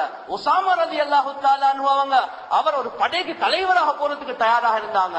முஹம்மத் பின் காசிம் அவர் இந்தியாவை போய்த்துக்கு ஆட்சி செஞ்சார். தாரிக் பின் ஜியாத் அவர் ஸ்பெயினை போய்த்து ஆட்சி செஞ்சார். இவ்வளவு வாலிபத்தில் அடைஞ்சாங்க. தலைமைத்துவத்துடைய சிஃபாத், ஒரு குடும்பத்துக்கு தலைவராக ஆகிறது எப்படி, ஒரு விஷயத்தை எப்படி சாதிக்கிறது, ஒரு விஷயத்தை நுணுக்கமாக எப்படி கருகிக்கிறது, பொறுப்புணர்வுடைய சிஃபாத், இந்த எல்லாமே அந்த வாலிபர்களுக்கு இருந்துச்சு. ஒரு வாலிபன் என்ற அமைப்புல எனக்கிட்ட இந்த தகமைகள் இருக்குதா என்று ஒவ்வொருத்தரும் யோசிக்கணுமா இல்லையா? கண்ணியத்துக்குரிய பெரியோர்களே, சகோதரர்கள், இது ஒரு பவுண்டேஷன். எனவே நான் இந்த பொறுப்பு விஷயங்கள் எல்லாம் படிக்கிறது 30க்கு புறவு என்று நினைக்க வானம். நீங்க 15, 16, 17 ஆக போல ஒரு குடும்பத்தை ரன் பண்றதுக்கு, ஒரு ஏரியாவை ரன் பண்றதுக்கு, இந்த காலி கோட்டையை ரன் பண்றதுக்கு, ஒரு கவர்னராக இருக்கிறதுக்கு, ஒரு ஏரியாவுக்கு பொறுப்பாக இருக்கிறதுக்கு, ஒரு ஆபீஸ்ல பொறுப்பாக இருக்கிறதுக்கு, எல்லாம் அமைப்புல எனக்கு கீழே 10 பேர் வேலை செஞ்சாலும் அந்த 10 பேரோட எப்படி அஹ்லாக்கோட நடந்து கொள்ளணும், எனக்கு பார்க்க வயசாளிகள் எனக்கு கீழே இருந்தா எப்படி நடந்து கொள்ளணும், இந்த ஒவ்வொரு விஷயங்கள் அது ஒரு திறமை. அது வாலிபத்துல சஹாபாக்கள் அடைஞ்சு கொண்டாங்க. ஆனா நாங்க இந்த வாலிபத்தை அந்த ஷுஅபத்துன் மினல் ஜுனூன் என்று நபி அவங்க சொன்னாங்க. வேற வேற பைத்தியங்களை உண்டாக்கி கொண்டோம் என்றா சில வாலிபர்களுக்கு பைத்தியம், மோட்டார் பைக் பைத்தியம். யோசிச்சு பாருங்க, பைக்ல போற ஸ்பீட் அது ஒரு பெருமையா இல்லையா? அந்த ரிஸ்டாச் கொஞ்சம் தொங்குற மாதிரி போடுறது அது ஒரு பெருமை, அது ஒரு கலஸ் தான்.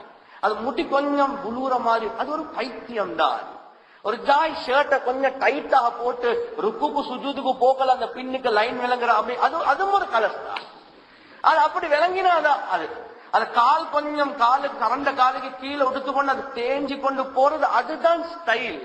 பெரியவர்களே, சகோதரி, இதெல்லாம் பைத்தியம் என்று நான் நபி அவங்க தெளிவாக சொன்னாங்க. இதெல்லாம் பைத்தியங்கள். நீங்க அல்லாஹ் ரசூலுடைய பைத்தியத்தை உள்ளத்துக்குள்ள உண்டாக்குங்க, சுன்னத்துடைய மஹப்பத்தை உண்டாக்குங்க, இந்த ஏனைய பைத்தியங்கள் இல்லாமாக்குங்க. இதை நீங்க உலகத்துல உங்களோட நோக்கமாக ஆக்கி கொண்டா அந்த அஸ்ஹாபுல் கஹஃப் அந்த குகைவாசிகளை பாதுகாக்கிறத போல அல்லாஹ் உங்களை உலகத்தை பாதுகாத்து அல்லாஹ் உங்களை வஃபாத்தாக்குவான். கண்ணியத்துக்குரிய சகோதரர்களே, எனவே நாங்களும் இலவசமாக இருக்கிறோம். அதிகமானவங்க இந்த இணையதள முகவரி www.slbayan.com. உணர்வோடு நாங்க வாழ்ந்தோம் என்றால் நிச்சயமாக சத்தியமா அல்லாஹ் எங்களுக்கு வேலை வாங்குவான். எனவே எந்தெந்த விஷயங்களை பேசினோம்